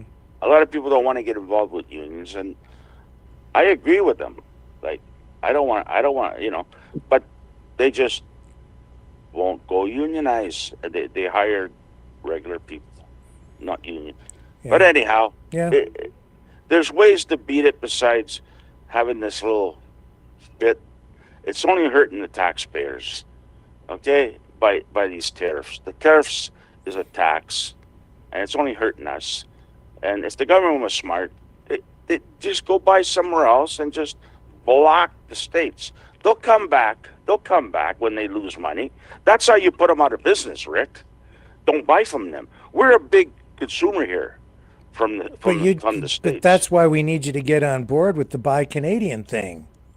And you're like, I'm not buying that. I'm buying American. I'll buy African. I'll buy Chinese. Well, that's fine. I'll buy whatever is affordable. Sure. That's what people want. Sure. So just don't buy the American stuff. Just say, instead of fighting like this, just say, okay, well, we won't buy from you then. You don't want our product, and you want to send your product for 25% more that we can't afford. We're not going to buy it from you. Simple as that. Just like Doug Ford took. Hey, by the way, I was watching a French program tonight there, Dragon, and they were taking all the bourbon off the liquor stores in Quebec there. Yeah, so, well, actually, speaking of that, I want to go probably by tomorrow or Friday. I'm going to go do the same kind of thing that Rick does with his camera and check out on the the grocery, well, I'll go to the liquor store in Montreal and see how that goes, and if we still see American brand booze, and yeah, we'll see about that. So Ford's an idiot. I was at the liquor store the other day, and they were packing away all these American beer, American liquor, and I said to them, "What's the purpose of this? Why don't you just leave it on the shelf? You already paid for it, sell it, and then don't order no more." Oh, no. That's what we were told to do. And then there was reps in there too, picking up the goods. And I said, what purpose is this? Last time the tariffs were off, you took all the liquor out of here, and then you had to put it back. You had to bring it back and put it on the shelf again. Were the companies allowing the LCBO to return for credit? I didn't ask them that question. Well, that's part of it. And then the second thing is, if they take it off the shelves, then when people go to the liquor store, not only the real objective there is that then they actually have to buy the Canadian product, so that the Canadian manufacturer. No, you can buy Irish. Okay, well, whatever. You can be. You're going to buy more Canadian or something else, but the point is, Canadian consumption of the Canadian products will go up. Instead of buying Jack Daniels, you can end up buying, Seagram's or Hiram Walker, right? But you can still buy the American beer that's made here. Yeah, like but Molson's it's made and here. Labatt. Sure. They make Coors Light. They make Michelob Ultra.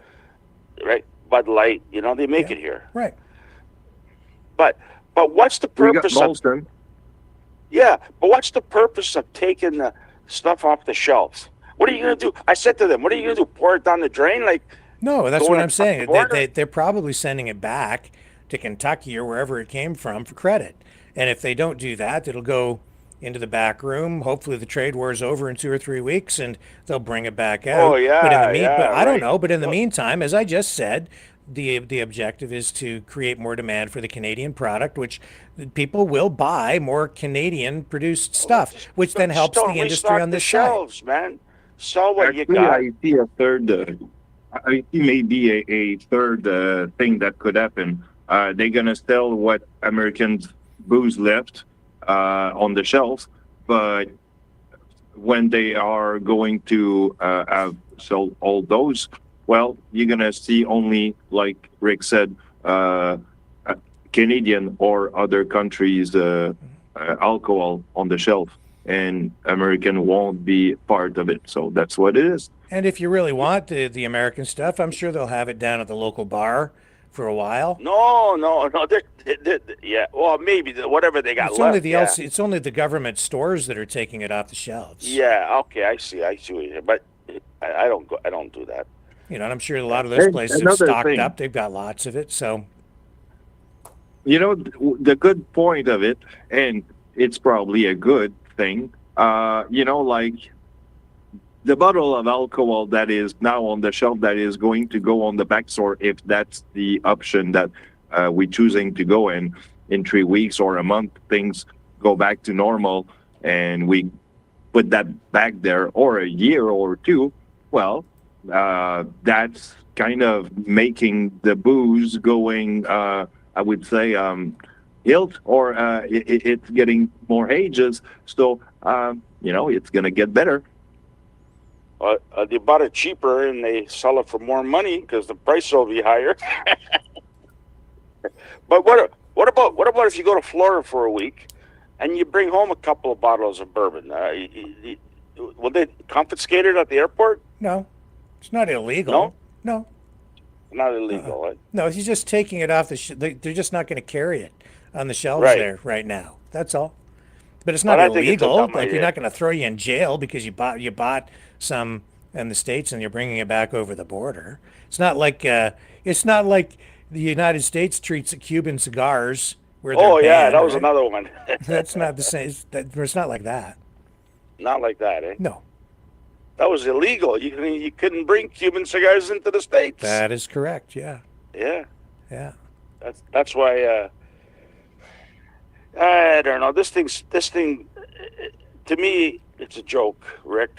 The whole thing is a joke. The way they're trying to solve this thing is a joke. But it isn't. I think so. Not a joke. It's very serious and it's stupid. To me, is you just choke the states and say, okay, we don't want your goddamn products. Boom. Yeah, well, done. you and I are kind of on the same page there to some degree. Absolutely. Who just Hey, joined by us the on way, the line? Before I go, Rick. How are you doing tonight? Hang on a second. Sorry, John, you wanted to give us a final comment and then you're taking off. Yeah, I guess, before right? I go, Right. car show this weekend. You know about that, eh? Which one? They just finished up with the big one. This is all muscle cars and all. Okay. Yeah, they used to call it Autorama, Speedorama. I don't know what they call it now. I haven't been up there in a while to the one in Toronto. But it's Anyways, that's a good one. Yeah, it's at the airport. Airport, I think. Yeah. Yeah.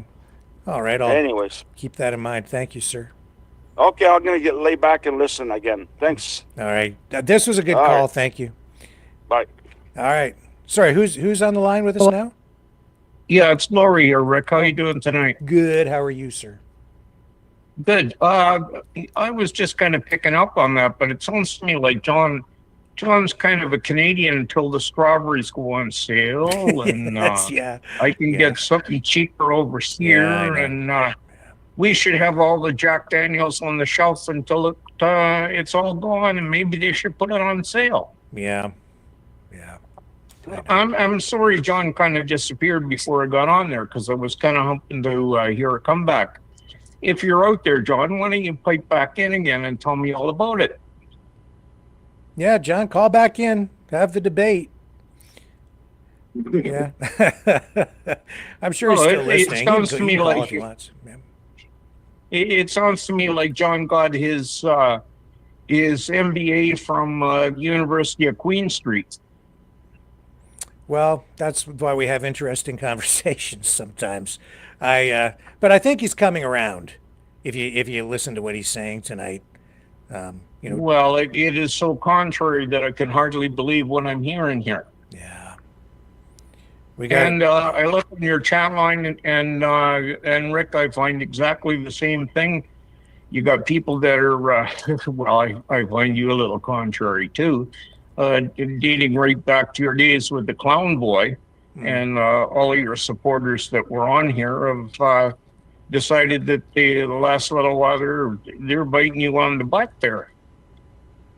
Yeah, well, when it comes to the convoy, there are many things. No, it's clown boy. Clown boy. There's that aspect to it. There is that aspect to it. And, how much American influence did we have on that? Well, as I showed in that report with the general, quite a bit. Did you see that story that night? Yes, for sure. I was on that night. Yeah. So, you can't accuse me of, not looking at all sides of things. Well, I just kind of accuse you of switching very hard. You're taking a lot of abuse on your chat line here. That's and, okay. Yes. Well, I guess water off a duck's back, but some of your biggest fans, I think they only come back every night so that they can abuse each other. So such is politics, I guess.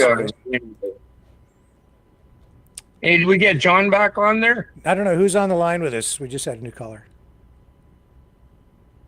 Hello? Who's there? Floor is yours. Who's on the line? There's somebody there, but they're not talking. No, I'll just sign off here pretty quick tonight, Rick. I'd like to hear some of the people that are on the chat there that have been abusing you for the last 2 weeks to pipe on in and voice their opinions. Yeah, well, some people have courage, and other people like to just hide in the shadows with fake names and snipe at me. But that's okay. That's fine. Well, keep her going, because I think I just voiced my opinion on this one. Is I think Justin's done a hell of a good job the last little while to bring the whole country together. It seems that all of the premiers are on the same page. Yeah. not too sure about Miss Smith out there in Alberta, whether she's paddling the canoe in the same direction as me and you, but she may come around. But did you see the comments from her today? Did you? I thought she was. Yes, I did. I listened to it, and that was better. It was kind of. I'm not too sure whether it was coming right out of the heart, but we'll see what happens. Yeah. But I'm very impressed by the way the country's pulled together. I live very close to the Quebec border, and I'm seeing the same positive reaction over there. Yep. I think that I think we're going to have a pipeline to the East Coast pretty soon. So I'll just leave her at that and sign her off. Yeah, and I agree. I appreciate your call, and I agree with you. You know, I was so hard on Trudeau during the convoy, saying that, you know, for me, the issue was he had an opportunity there to bring the country together, but failed to do that. It was a difficult time. But right now, I have to give him credit because I think he has done exactly what you said. He is bringing the country together, and so I have to give him credit for that. That's fair. I believe that in the excuse me. Don't leave yet. Sorry, RV. What's that? Okay, I'm hanging in there. Go ahead. Yeah, don't leave yet, guy. Listen, I want to respond to that too. I want to respond to this too. Listen, this really pains me to say this. Why am I echoing? Because somebody has their audio up. Somebody needs to mute their computer or whatever speakers they have open. So we're getting feedback. I'm not sure who it is. It's not on my end. Not me either, Rick. But let me just try something here. Let me try something. Yeah. Let me try something. Is that better? It seems better. Okay. Go ahead. Okay. As much as it pains me to say this, I have to agree with Rick. I think Trudeau came out strong. He said all the right things, did all the right things. I don't agree with Trudeau. You know how much we all freaking hate that Trudeau. I really freaking hate that guy. But it pains me to say he took the exact right response. And God, I mean, I have to agree with them, guys. I have to agree with his response, including Doug Ford, even though that pains me to say too. I have to agree with it. There's just one more comment I want to make. There is it's kind of interesting that we see Trudeau and Doug Ford and Francois Legault playing on the same line. If we want to use the hockey analogy there or whatever, and but it seems that we've got lots of people on the same page. Yeah. Can you guys hear me okay? Because my mic wasn't working. Yeah, you're fine. Okay, I got it back. Yeah, I'm good, Rick. Yeah. No, hey, man, give the guy credit. He's on the way out the door, at least for a while. And he stepped up. So, and for me, it doesn't, I don't care what party they're with. It's just about whether you're on board with saving the country for me at this point. That's it. So, that's I'm sure you're Murphy. You got to give the man credit where his credit's due. Hey, have you ever known me to ever give Rick credit? Ever? Yes, that's right. He gets credit when credit is due in your state. Yeah. Period. Yeah. I'll say goodnight there, Rick. Thanks a lot. Thank you, Laurie. I appreciate you calling in. I really do. Thank you. Thank you. And I'm going to drop down. Yeah. I just wanted to say that. Okay. And yeah, so I guess it's about time to wrap up for the night. Let's get some final thoughts and then we'll close off for the evening. We'll save Dragon for last so he can give us another Trump impression. Are you still there, RV? Who's there? I think I'm the only one left. Yeah, there's another caller there, but still, whoever it is, can't hear them. Maybe their mic is muted and they're trying to talk. And in any event, I don't know who it is. They're not talking. So go ahead, Dragon. The floor is yours. Bring us home. Well, I would like to have some people who can probably have some discussion with me or whatever. If you want that, well, I'm all open. It's the ianzizzo-a freaking gmail.com, and you can have a talk with me. And I probably want to do something, Rick, with your permission. Because, I see a lot of talk around on the chat, and people want probably to have I will say a discussion. So why not maybe get a Discord channel under the Maverick name, and I'll be the sole moderator of the whole thing, and we'll have some discussion and probably make conversation last longer. What do you think? I think we could have a conversation about that maybe during the day tomorrow. Why don't you give me a call and we'll talk. How's that sound? Perfect. All right, and I'll be back tomorrow night, everybody, at 7 p.m. Eastern. Here's the big rig. This one's for Lori, because, of course, this song is about the very thing that we were just talking about, the various layers of the convoy. There was the positive, peaceful protests that took place on the surface involving the vast majority of people, the regular everyday Canadians that came out to protest and exercise their right to free protest. And then there were some other elements tucked into the core of it that were hidden in the shadows. And obviously, as we reported the other night, there was that influence from the American side that appears to have been coming directly from the very guy who's now trying, and was then, trying to disrupt government and take over our country, Canada. Here's the big rig, the Maverick and the News Brothers. See everybody tomorrow, 7 p.m. Eastern, on the flip side. Love you.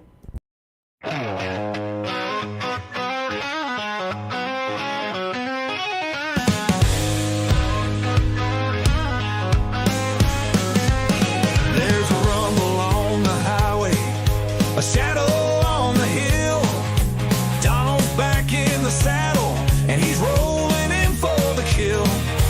Elon bought him Twitter, paid $1 million a vote, said democracy's for sale, let's get this country on the road.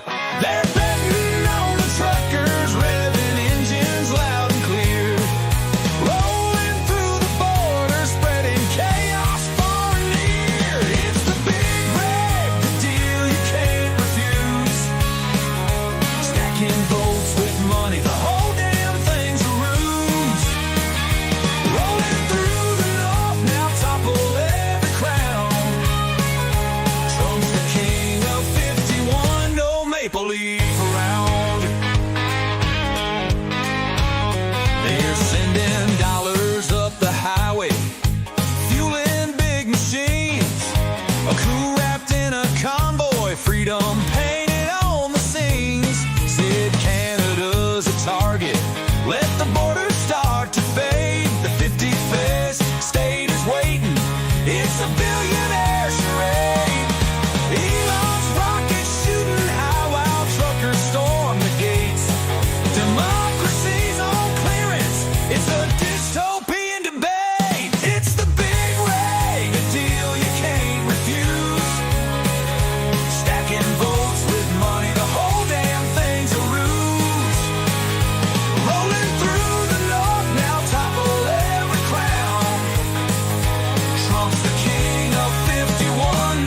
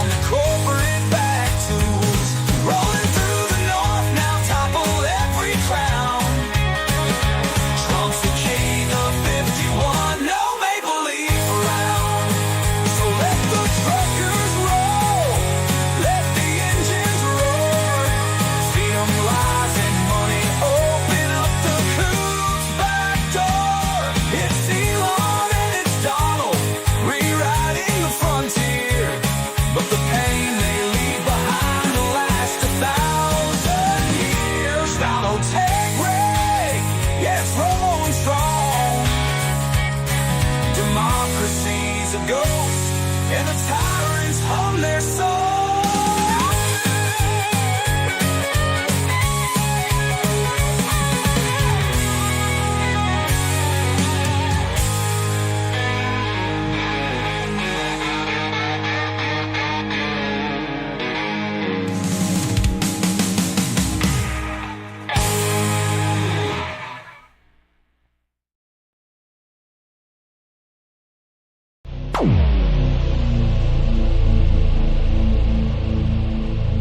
This has been a Maverick Multimedia production.